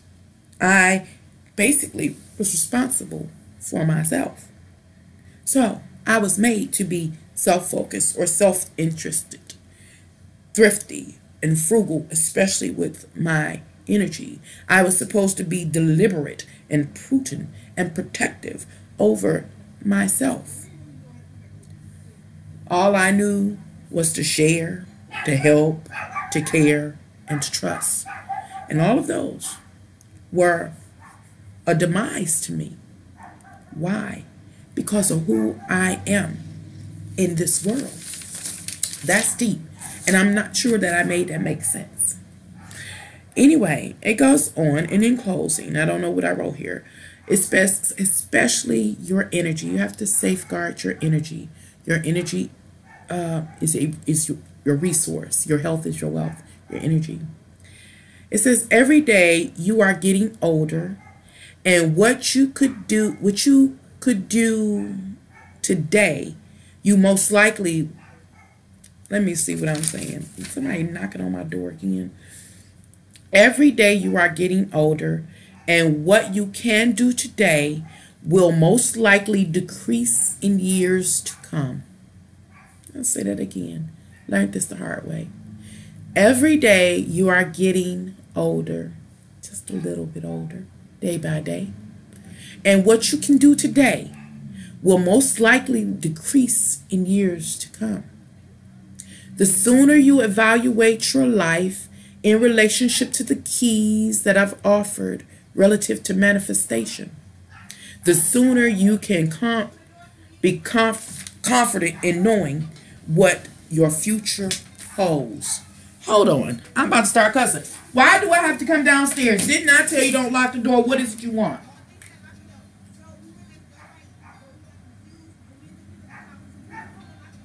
Take them next door. You know what? Y'all gonna make me cuss because I'm still live and I'm just irritated. Oop, I'm sorry. I hope y'all didn't see all my butt. I ain't ready to get off yet. I had some questions to answer.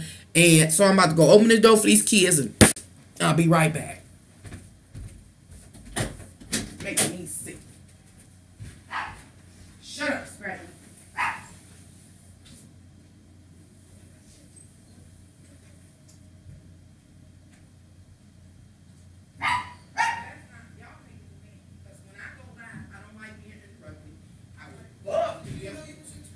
Go get produce. Don't lock that door because it don't want to have to come down and Scrappy, shut up. That hell wrong with y'all. Whew, and I'm hot.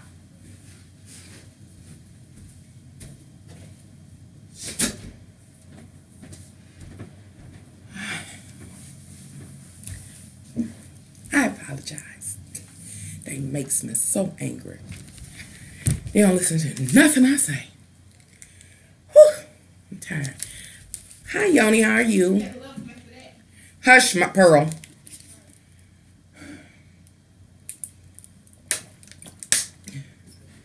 Abundance, multiplying in this world right now. I agree.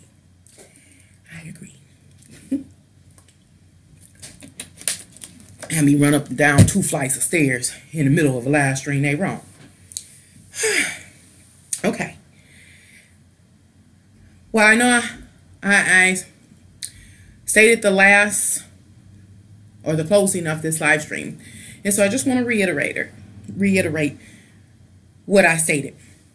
Is the sooner you evaluate your life in relationship to the keys that are guaranteed, that guarantee you the ability to manifest your heart's desires, seeing how you relate to them, is the sooner you can become comforted in knowing what your future holds.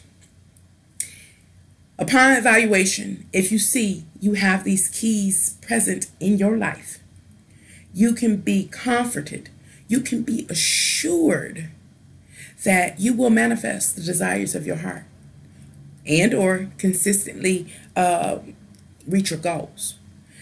But if after evaluating your life and you see these keys are absent in your life or a rarity, fleeting, then you immediately know that you're going to face some type of limitations or boundaries as far as you manifesting your heart's desires or consistently reaching your goals. Again, it's not so much what you know, it's who you know. And so you know then that, again, you're going to have some limitations and you understand that your future may be possibly full of challenges. You, as an individual, are capable of great accomplishments. But understand this vital life force that is within us does dissipate. It does. And you can choose to use it to advance you. But understand that you can only go so far carrying all the weight by yourself. And with understanding that those facts, it also says that, hey, if you find that you are a person that don't have a connection to those keys that guarantee success. How does it guarantee success? Because it's outside forces contributing energy into your life to help you achieve your goals, to help you satisfy or support your livelihood. If you find that you don't have that, then understand that you are a special breed, a very special breed. And that breed are people that you are supposed to be self-focused. And these terms we think of as so negative. We think of them as so negative. But the reality is, if no one else loves you, baby, you're the only one left to love yourself. So there are certain people that are supposed to be self-interest, deliberate, thrifty, protective, prudent, and frugal with all sources of energy. The sooner you know this, the sooner you can be comforted and understanding what your future will hold. And then what you laughing at me, Jordan, them kids? Oh, man. And I hope y'all ain't see all my butt because I just threw it up in the window because they just made me. I'm like, I just told her. I say you're going out. Don't be gone too long. This is short. Don't be gone too long. Don't lock the door because I know you want to come back in or somebody going to come to the door. And what you do? Lock the door and then come back and knock. I'm telling you. Oh, now, Jordan, I'm about to answer your question. What can you expect during a Jupiter in Sagittarius? Growth and understanding. Growth and understanding. Let's see. Oh, what is this? Judgment. Jupiter. It talks about, Jupiter is the big gas giant. So it talks about growth. It talks about expansion in whatever it touches. And what is it touching in Sagittarius? It's touching philosophies, viewpoints, religion, distant travels. And so for most of us, it's about growth and understanding. Growth and understanding. I did a preliminary look at the astrological energies for November 2018. And what it seems like I saw, this was like my bedtime story last night as I laid in the bed and I glanced over at my laptop and I'm trying to do the interpretations just in my mind and not on paper. Is what I saw was this end. Where are you now? Where are you now? I was pissed, I must say. Where are you now? Where do you find yourself? How did it say it? It was, I should have pulled it up. I don't even have a little picture I drew because I rushed over and drew a little picture. When I say, where are you now? We have this, we all in this like landing place, this place, a dot on this earth. Whether it's we're more comfortable at home, we're more comfortable at work, and wherever our comfort zone is, it's the reality that we created. It's what we manifested. The good, the bad, the ugly. We're comfortable with it. And in November, it seems like there's going to be a lot of world changes or negotiations going on. And from our comfort place, we're going to be witnessing all that is taking place. Because you asked what's going to happen, Jordan, during this Jupiter in Sagittarius. We're going to, just like you are, I am, we all will be, sitting from our place of comfort, our platform, our personal platform, wherever it may be, whatever it consists of, and we will be witnessing these changes that are taking place in the world. When I was looking at the astrological alignment, it looked like we sitting like on a couch. An example is like sitting in your favorite couch or lazy boy and just witnessing or watching the boob tube, the TV, and seeing the real world platform play out in front of us. And one of the things that I remember seeing was it's going to be some like special interest groups or something like that, and their primary focus is trying to create a balance in this physical world. They have an idea, they want to execute it, but then there's these blockages. It's these others over here that are posing a blockage or a resistance to what they want to establish. Then there's this third thing that seems like it's going on, and it is that shift from the old paradigm to the new paradigm. It's like, what is the standard? Back to the standard. What is the standard? The worldly standard. Worldly standards can be, we're going to go ahead and build this wall and everybody got to stay in their demographic location and, whatever the standards will be. And so we have Pluto in Capricorn and something else in Capricorn. This is what I'm saying. You're coming to understand during this Jupiter Sagittarius, Jordan. And it ain't just you. It's everybody. And so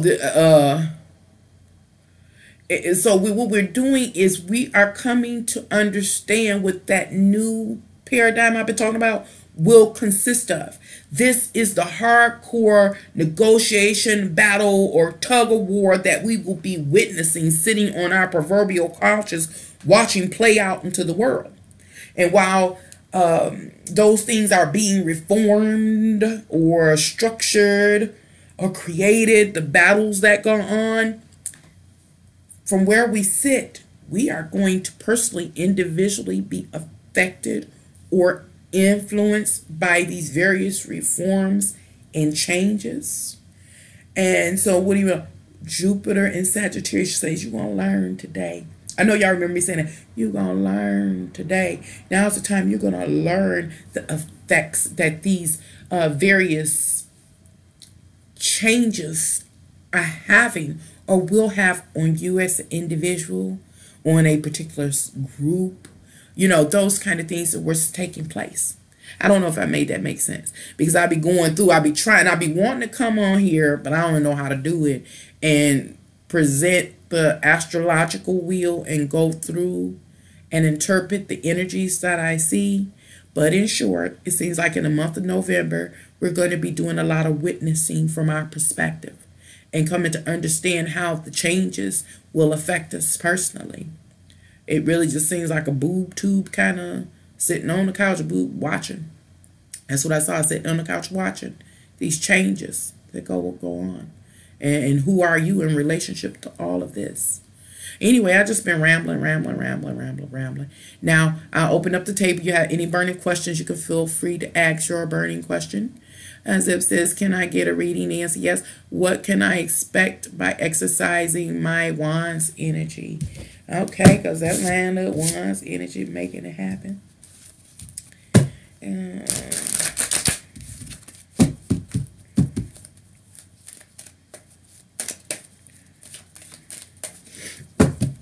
Age of Aquarius.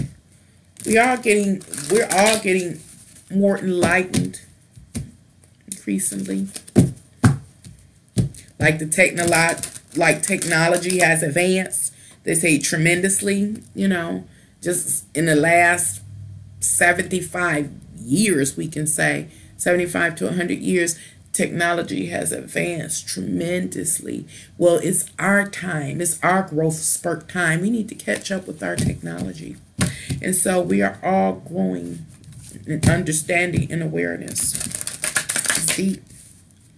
What zip? What is here? Oh, if you use your wand energy, you exercise your wand energy. Wands represents, you know, I think of the magic wand, manifestation, using your vital life force energy to bring something into existence, to manifest your highest desires, or to do what we've been talking about in this live stream, consistently reach your goals. You have the Hierophant, which talks about tradition and adhering to a particular doctrine or a philosophy. And so that really goes back into what I've been talking or rambling about in this live stream. What major influential institution are you aligned with that is going to support you in the use of your wand energy? Whether it is the tradition of marriage and, you know, that family unit and how they have your back, or is it the camaraderie as far as associates that you may have shared interests, and they are going to offer you some of their energy so that you can bring into existence what you want. And so your question is, what can you expect? You can expect the support of any of those key factors that you have available to you. So when you look at that checklist I submitted about the keys, what do you have readily accessible to you? You can see these people will step up in your life. You know, whatever it may consist of, they will step up in your life, and then somehow or some way they will be contributing energy to you that you can use to help you achieve your goals. In short, it seems like you got the support zip. Miss Ritz. Can I get a love reading? I'm currently single. I am a Cancer sun, Scorpio rising. Oh, yeah. Okay. Well, here's the Knight of Pentacles in reverse. And the Knight of Pentacles in reverse literally points back to the Page of Pentacles. And the Page of Pentacles talks about something that you want to manifest in your life. And possibly, in this case, relative to your question, this is love, Miss Ritz. You have the message of love. You project that you want to experience love. That's what the page does. He's a messenger. Even though you send the message out, there is not a responder with the Knight of Pentacles in reverse. The Knight of Pentacles in reverse is someone that would be interested in receiving the message about what you want to manifest in your life, which is love. And you know, this person is just doesn't seem like there is someone right now that's on the horizon for you. Does that make sense? It just doesn't seem like there's someone on the horizon for you. And I wonder for why. So, Miss Ritz, I'm inquiring with the cards now. Why? Why is there no one that's currently picked up on your beacon or your projection about what you want to manifest in your life? And it's the Temperance card. It's just not time for you, Miss Ritz, based on the cards. The Temperance cards talk about being patient, you know, and that it feels like there's a storm brewing around you. What storm is that you want to manifest love and it's not happening? So it's this anxiety that's building up. But the Temperance card just says it's time to practice patience and maintain a balance within yourself. Even though you want something, it's not coming. You are to stay grounded. And so, again, it's just saying it's not time. It's not time. And I guess that would take an in-depth reading to figure out why it's not time or what you're supposed to be doing right now at this point in time in your life. At this time, I'll interject the shameless plug. If you're ever interested in ordering your own personal tarot reading, all you got to do is contact me at my email. My email is canangelsfly1@gmail.com. Oh, yeah. And please like, share, and if you haven't already, subscribe. All that fabulous stuff. Laura, how are you? Can I get a love read too? Okay, let's see. Okay, well, let me, I feel something that said narcissist, derail. Jordan, hold on. I didn't even pull a card for you yet. I was just rambling in relationship to the thing you had asked about Jupiter. Let's see. Okay, Jordan. Oh, wow. I like this for you, Jordan. This is the Eight of Pentacles, and the Eight of Pentacles talks about obsessive, compulsive, repetitive. It talks about works. It talks about being proficient and effective. And so it seems like you have been putting a lot of work in on something, and because you want to build something or create something or manifest or sustain something in your life, whether it is tangible or intangible. You are trying to tend to your physical world, and it just shows you how you just been diehard on getting the details right, getting it right. And so what am I saying? I'm saying you are progressing along correctly. Don't give up. It just shows a level of mastery and proficiency that you're moving into. That's great. Okay. That's great. Yes, that's why we're going to have the Pluto, Saturn conjunct in 2020, plus Uranus will be in Taurus. Yeah, it's going to get intense. I feel like it's going to get very, very intense.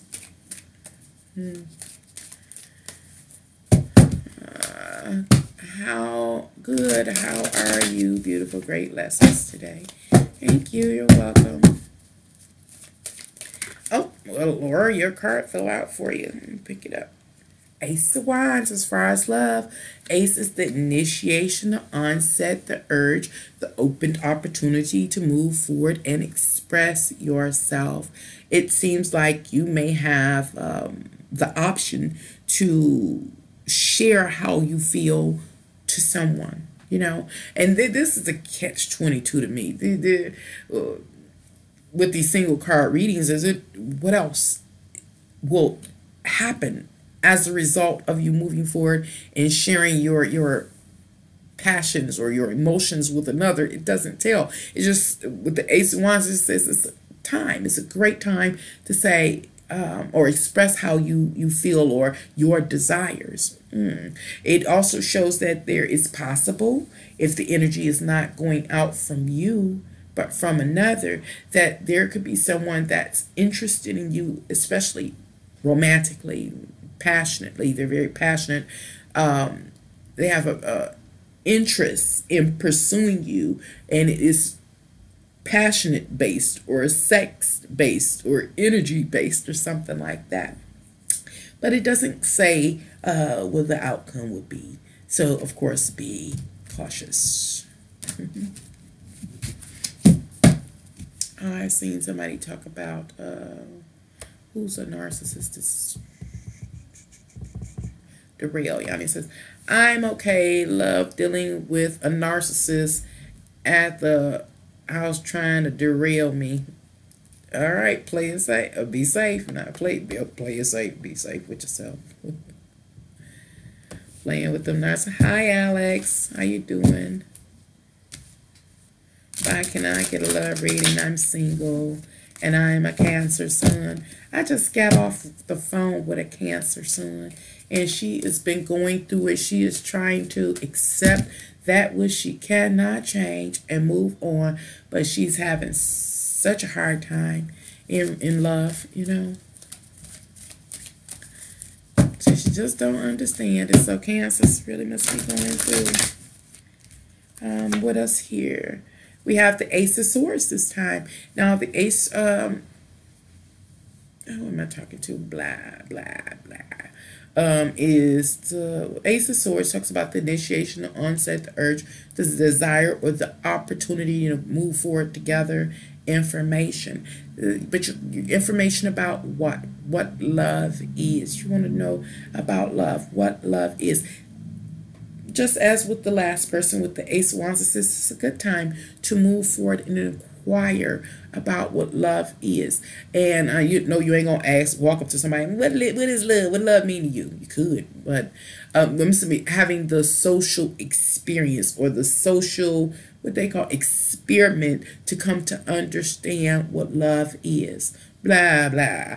Now, I'm not saying that you will be introduced to someone or begin to connect or interact with someone in love, but this is the time that you will associate with another, and it may look like love, a new partnership or relationship, but the purpose of your interaction or your connection with them is to learn what love is. So it's an intentional connection, and it does revolve around love. That's interesting. Well, the other was about resolving around passion. It's interesting. I'm going to have to look into that so much more and create a video on that. The various expressions of love or something. Yeah, just thinking. How you doing today? Will you move soon? Yoni, Ace of Wands, when you're ready. Queen of Wands is a card of action and receptivity. Being receptive to all that you experience, receptive to if you have enough money, receptive if you have the opportunity, receptive if you have the connections, you know, those kind of things. Is this a good time for you to move in relationship to what else you have going on? The Queen of Wands says when you perceive that all of those things are in place, or as much as possible, reasonably possible, that's when you will move. So I guess I should say it like this. When you evaluate your circumstances and situations surrounding you moving, do you have the money? Do you have the connections? Do you have the home? You know, do you have the plan? I'll just say, you know, in order to take the actions. It's like this clear course. that has to exist, a clear pathway. If you see the clear pathway, the Queens of Wands suggests yes that you will, but you won't want to move until that path is established. So, is it a good time for love? Yeah, I do believe so. Love as far as learning something. That's what appears. A Five of Pentacles for you. Is it a good time for love? Five of Pentacles is a good time for learning something. The Five of Pentacles talks about instability in one's physical world, hardship, difficulty, illness, feeling left out in the cold. Is it a good time for love? You may feel like you have been left out when it comes to love. You might be escaping something, I think. The Five of Pentacles goes back into the Four of Pentacles, talking about establishing a state of contentment. I really believe, Zip, that you might be missing out on some of the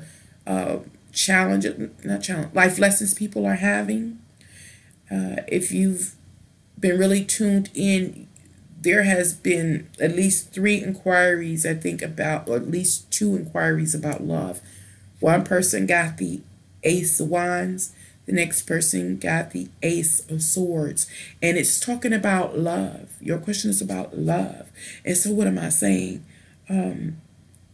This love thing is being entered an experience for the purpose of learning like what love is or how it is expressed. And either it could be like the Wands, about passion and desire, but not about the emotional sensitivity part. No, about the passion and the desire and the aggression. Where the Swords can talk about the communications, the plans, and the socialization, and coming to understand again what love is, or the various expressions of love. You, Zip, ask, is it a good time? And the Five of Pentacles pops up in reverse. And that can be said to be somewhat of a negative card with potential. The negative part is here is that these lessons about what love is can be difficult. And with the Five of Pentacles say, you might be missing something. Because rather than deal with this Five of Pentacles, the instability in your world brought on about love, you get to have this place of contentment in this physical world. So I don't know if I made that sound, that makes sense, but that's some deep stuff. It's saying that some people are going to have the experiences that help them to define love, or see what love is and what it's capable of in its various expressions. And some of those experiences are going to be challenging, where you, Zip, you get to miss it. You know what I'm saying? You get to miss the hardships or the challenges that will accompany those experiences, and you get to sit in this place of contentment. The Watcher. The Watcher. Just talked about that November astrological energy. That's deep. I hope that makes sense. Can I tell you how your personal interests feel? What will it take for me to move on in a smooth way as soon as possible? You had that Queen of Wands, and she represents the fire signs of Aries, Leo, and Sagittarius. And these are people in the energy of being able to move forward on a cause, an aim, or a passion or desire with full faith, knowing that whatever you need will be added unto you. How do you know? Because you've been paying attention to everything that is associated with you moving on. And you want to know, how can you? It's like, it's some things that you know 100% that you can tap into. And how can you move on as soon as possible, as smooth as possible? Acknowledge what you do have accessible to you and use it. And for that which you don't have, or the cost is too high, accept it and replace it with something that you do have that will assist you to move. That's the easiest way you're going to move and the quickest way you're going to move. Don't try to ask something of somebody or something that don't want to openly give it, or it's not giving it freely. It's kind of what I'm saying. And you're aware of it. of it. It seems like you're aware of it. Can I also get a love card? I'm a single Aquarius sun.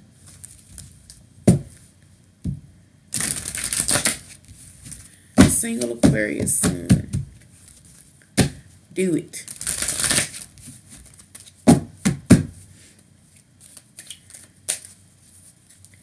What do you have? Single Aquarius sun. We have the King of Wands. Okay, well, the King of Wands represents our, again, fire signs. Just talking about them. Aries, Leo, and Sagittarius. Now, this is a very active person, masculine. They can be aggressive, very persuasive, sexy sex gods or something like that. But very, very mature. Very mature. When you talk about love, either it seems like there might be someone coming your way and they may know about you and you might not be so aware of them. Again, this is a mature cat as the King of Wands, mature. So then it's not like they doing a lot of talking or gossiping, investigating. They can set that course of action up themselves and move on it. They so smooth. And so you might meet somebody that comes in and, you know, really captivates you. But I suggest, because they're so hot and sexy and, you know, persuasive, you know, you got to pace yourself. Who is that for? Who was I just reading that for? That's suspecting all that. Ooh, I believe it too. Alex, I believe that. You said you're a son Aquarius. I believe that somebody going to sashay theyself right into Aquarius life. And I don't think it's just for you. I really feel somebody going to sashay theyself into Aquarius son's life. But the thing of it is, they got all of this sex appeal. And again, they very persuasive, energetic, and visionaries, and they seem like they're doers and things, but it almost seems like it'll burn out quick, or it'll have us like demand for Aquarius sons to jump in quick, don't think about it. And so what am I saying as an Aquarius son? Think about it. But the King of Wands is supposed to be a master. So I think if we think about it and make conscious decisions and choices in relationship to this person that comes in, especially you, it's a possibility for a long-standing relationship, partnership, or attachment. And blah, blah. Can you tell me how this person of interest feels about you? Ooh, it's like, come on. How does this person feel? Come on. With these 8 of Wands, this is aggressive, obsessive, compulsive energy. They ready to move now. That's how they feel. They ready to move now. And so blah, blah. So, you know, do you feel like they're kind of rushing you? You know, come on, let's do this. Come on, let's do that. Or, you know, let's get sexual, or let's get involved in some maybe risky activities. This almost seems like kind of pushy energy. That's how they feel like they can push you or persuade you into doing whatever they want you to do. Excuse me. Hello? I wish they'd get my number off of them call people. They get on my nerves. The narc is helping. Oh, okay. They helping. Block. Will they block? Will the narc block? Ace of Pentacles. You say they helping. Will they block? I don't know what the late. Will the narc block? Late? I'm not sure. But you said the narc was helping, and here you got the Ace of Pentacles. And the Ace is the initiation, the onset, the urge, the opportunity to move forward and plant a seed in order to manifest what one feels like they need in their life, and or to create something that can help them sustain themselves. And so what am I saying? Will they block? Yoni, you said the narc is helping. Yeah. That's why you asked. And the narco block. Oh, I see. Okay, okay, okay. Okay. Well, see, it's self-interesting. I think as a miss, but okay. I think it's a self-interesting. So as long as remember, you say they describe him as a narcissist, and so it's about them. It's about them. It's about them. And so it's a selfish thing that they are helping. They are moving to create, build, sustain, or manifest something in their life that they feel like they need to feel secure, grounded, and stable. As long as it's for them, they will continue to move forward. But once they don't feel like it's for them or going to satisfy them, then you can expect the big old block or the bailout. Okay, that makes sense. Okay.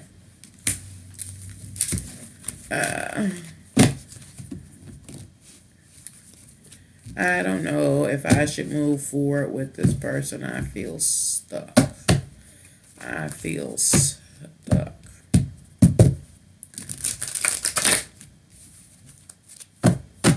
Block the move. Missed messages from the narcissist. That's what their specialty is. So that's what their specialty is. Okay, Lord says, I just don't know if I should move forward with this person. I feel stuck. Please like, share it if you haven't already subscribed. Oh yeah, I was supposed to tell y'all about some videos I made in the past, and one was, they were both in 2017 around November and December. And one is as above, so below, as within, so without, basic divine law of attraction. That's one video. And the other one was done December 3rd, 2017. And it was my research on how to attract what you desire. And so today's live stream was just a continuation and a completion of my research. And so you want to know what you can do. You feel stuck. The devil's card said, get unstuck. It's on you. And that's it. This is an interesting response to your statement, Lord, because the devil card actually means being stuck, being lured by our desires and getting caught up and being willingly subservient to that which that is being willingly subservient to our lower nature and not executing the courage to release ourselves. And it came in, the devil comes in reverse saying, just release yourself. It's up to you. You can. You are not stuck. That is a mindset. It is something that was appealing to you at some point in time, and you took the bait, and now that honeymoon phase is over, and just the way you wanted, walked on in it, you know, willingly, because it was something that you might have wanted to partake in. Now it's to the point where it's did a 180 on you, and now you feel bound. But nope, you're not bound. You just got to walk away. And it's like, cut your losses. Cut your losses. It's not what you thought it was. You had your time to play in it, or whatever the case may be. And whenever you're ready to go, you can just walk away. You walk away. Change the whole circumstance of the situation. That's pretty funny. Right, that part. Can you tell me what my next lover will look like? Blah, blah, blah.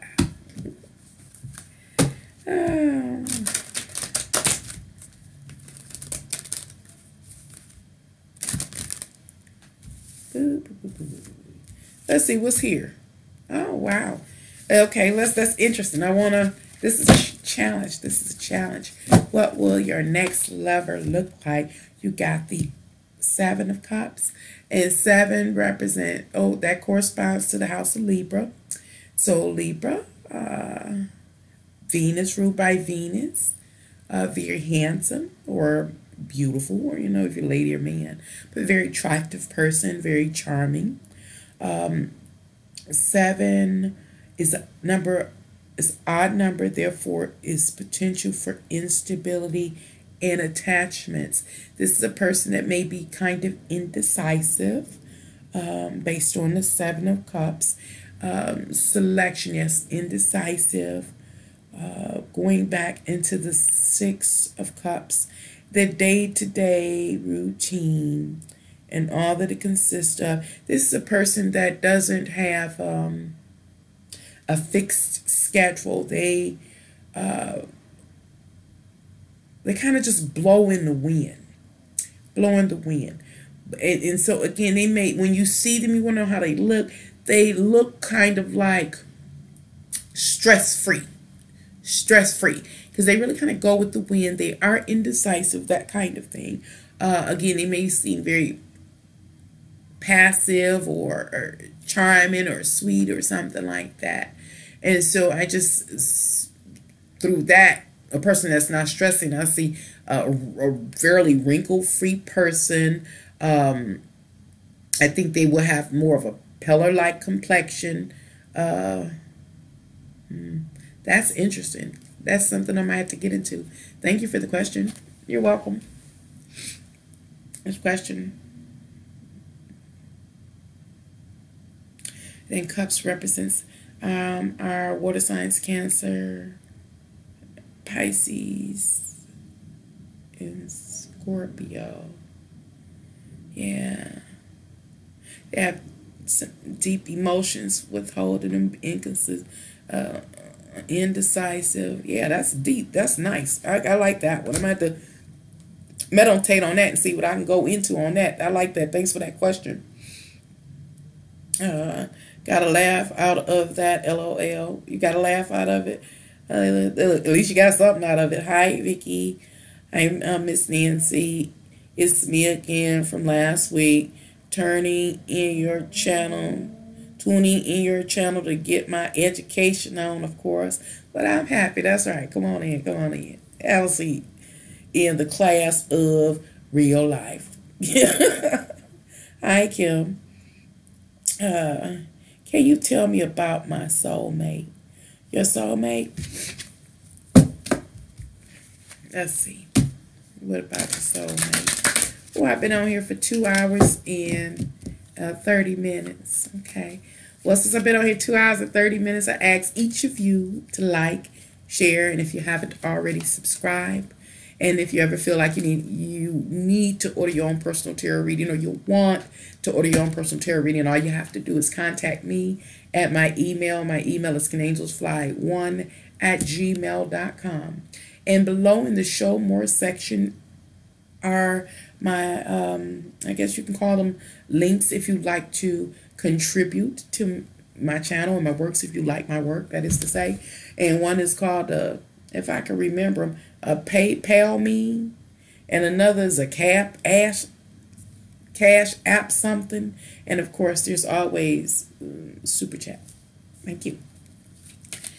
Okay, let's try to see what's going on with the soulmate. If there is a soulmate, and who is the soulmate? Let's see.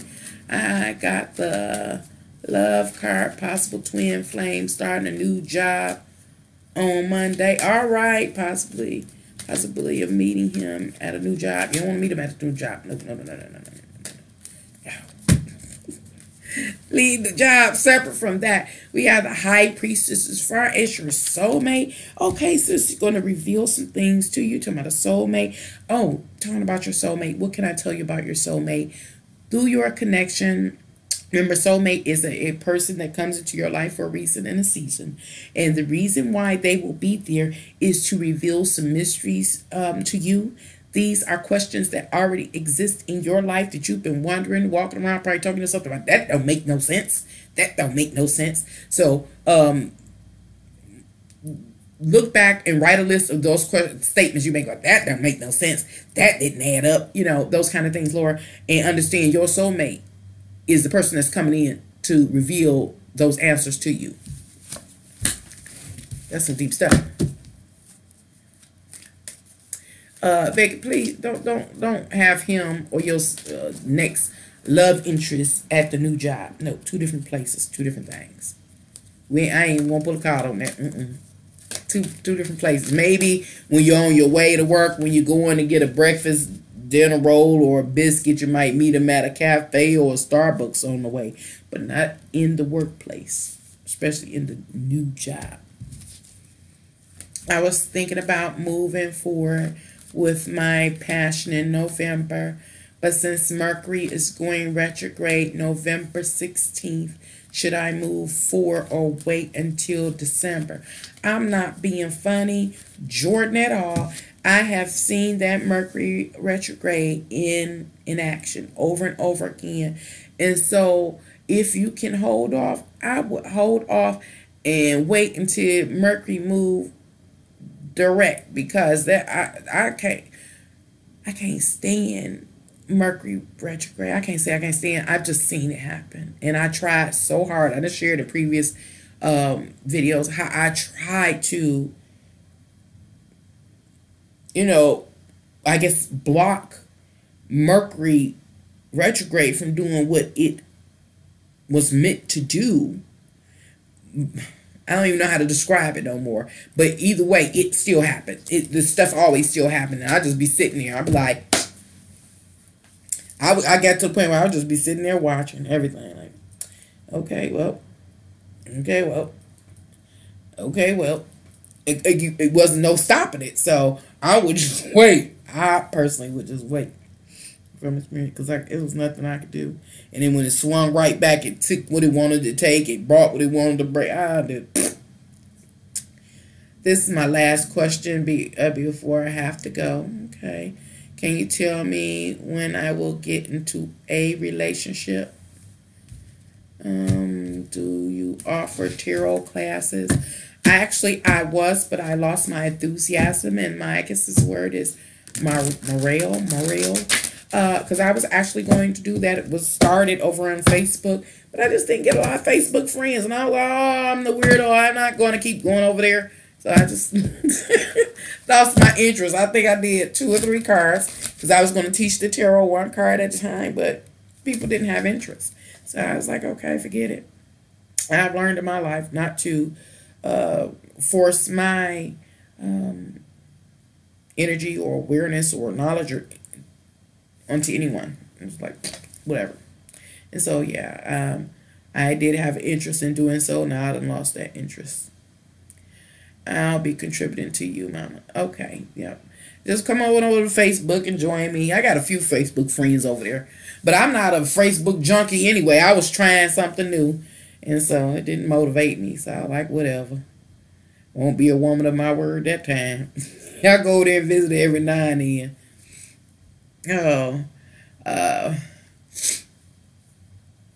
When will you get into a relationship? When the time is right. Let's see. Oh, here's the King of Pentacles. He's in reverse. Now, the King of Pentacles talks about or points to our earth signs of Taurus, Virgo, and Capricorn. These are our people and energy of being able to manipulate the substance of this world in order to bring about what they personally need to feel secure, grounded, and stable. This King of Pentacles is in reverse, pointing back, was suggesting that one may be displaying some of the negative qualities of the said earth signs. Like Taurus, they can be very stubborn in association with what they have or what they possess or what they want.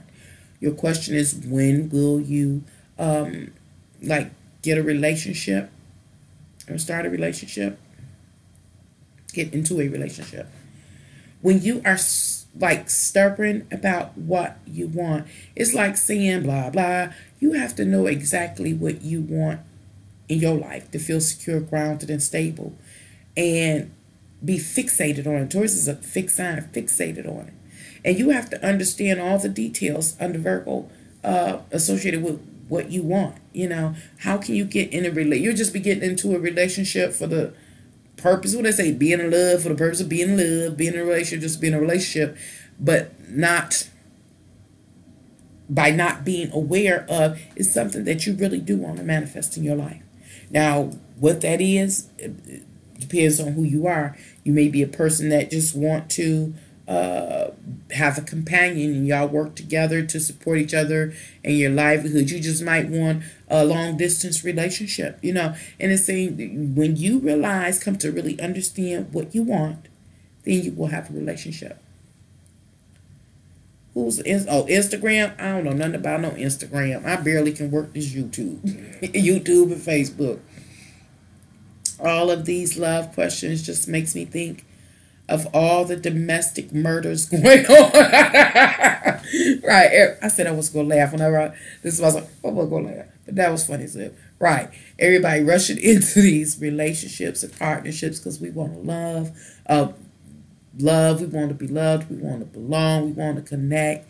And that's our foundation. You think about it, from the moment we come in here, the majority of us, we have moms, we have dads, we have grandparents, then we got our siblings and our cousins. There's always somebody there for the most part. For the most part, not all, but for the most part, it's always somebody there. Then when you get up to age, it's like after high school, for the majority, you go off and it's like it gets less and less and less. Your parents, for the majority, had to be bothered with you. When you're a kid, you don't know that they had to be bothered with you, that they had to take care of you, or the law would come get them. And so you always had somebody there. You always felt like you belonged for the most part. I know there are variations based on the person's story. But then you get to this place in life where you're grown, you're barely meeting people, you ain't of school age no more, people dying out, things are getting distant. And then you start finding yourself increasingly alone, not supported, nobody to hang out and party with. Of course, it depends. Everything is a variation. And then you finally meet somebody, like, you got this interest. I got to meet somebody. I got to be proactive. I got to go out and meet them. Or, when I meet this special someone, we vibe well, we could talk. This is the one. And then what you say, end up doing domestic murders. Because all these domestic murders, yep. That's why I'm standing back from the flames. Me too. Because I know I'll be on TV. I will on Snapped. I'll be on that program called Snapped. I'll be looking just like this. They be side profile. I'll be like, I'd have snapped. I have snapped. I don't want to be that. Just jumping in not to be alone and putting up with a bunch of mess, of lying and thieving and cheating and Will I be in a committed relationship with my Taurus love interest soon, or should I give up and move on? Wow, Gemini Princess.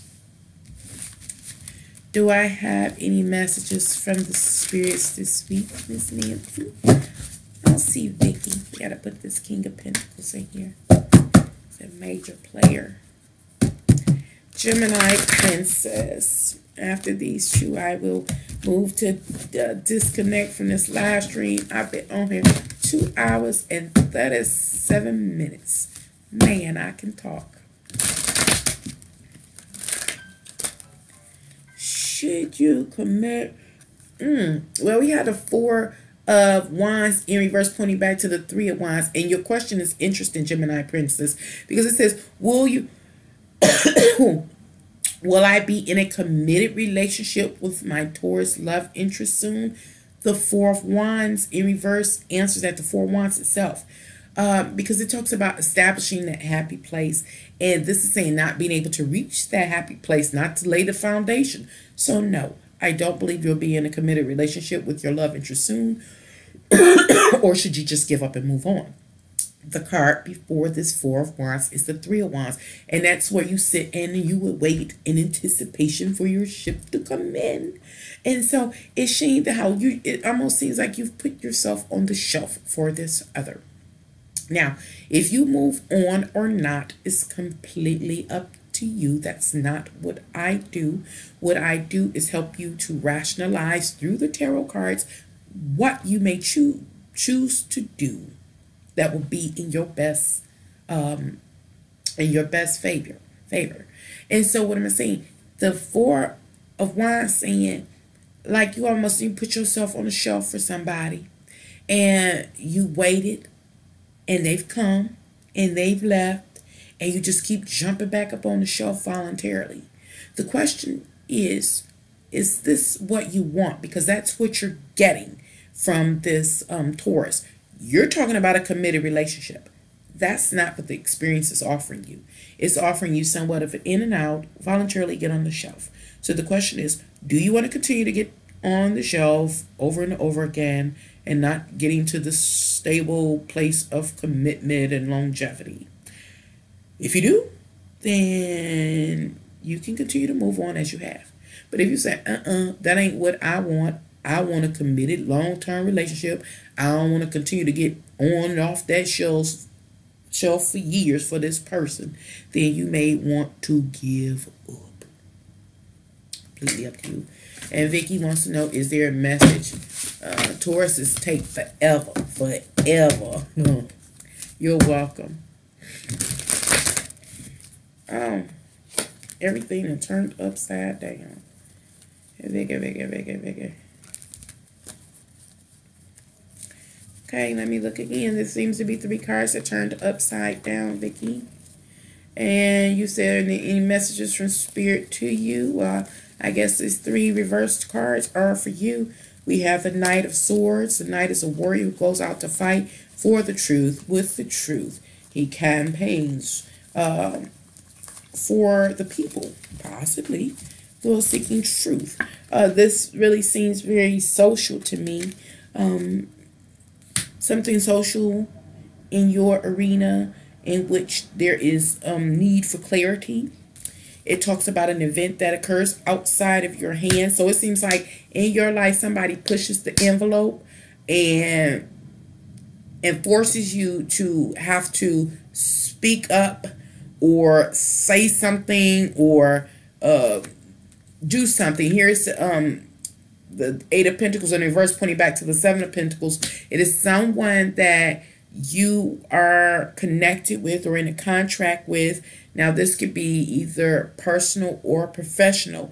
They're not a professional, I'll say this. They're not efficient, or it's like you hire somebody to do something and they don't do it correctly.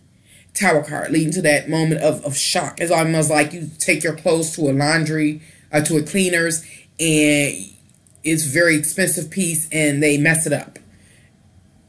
And then you have to go out and either, protest that, or would you picket them because they don't want to give you the money, don't want to do right by it, they did poor service or something like that. And that seems to be like a scenario that is surrounding you right now. You may trust somebody to do something, or someone trusts you to do it, and it's not done right. And either you're going to have to make amends, or they have to make amends or apologies, or if not, you might have to move on to the next level of authority. Like right now, police reports. So, somebody ain't fulfilling their obligations or duties in a timely manner or a professional manner, and you're going to have to make some moves to offset their inability. They're not going to take responsibility for their failures or shortcomings or something like that. And so if you want to see some what do you call it? It's time for me to move to get off, because I can't even think now at all. If you want to see some refund or apology, you're gonna have to move to like the supervisor or the manager, or enter a lawsuit or something like that, or what do you call it now? A complaint, some type of complaint or something. That seems to be what's surrounding you. No, that's not what I want. I want the real deal. So you got answered yourself. Hello, dear. I'm Sagittarius and my Cancer. Didn't contact me anymore. We broke.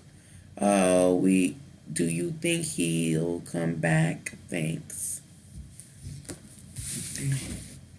For sure, Taurus is in and out, always cause it's ruled by Jupiter. Jupiter, who's ruled by Taurus? Is not. Taurus is ruled by Venus. And he was a slut. I said I wasn't gonna laugh doing these live streams no more. Oh, y'all should say the silliest things. Y'all be having me crack up. Mercury in retrograde. Me to talk crooked. I'm not going to laugh. Y'all so silly. Do I think that this person's going to come back? I feel like I need to get my passion back, Nancy. What should I do? That you borrow the words of Nike. Just do it. Just go do it. Do it. Do it. Do it.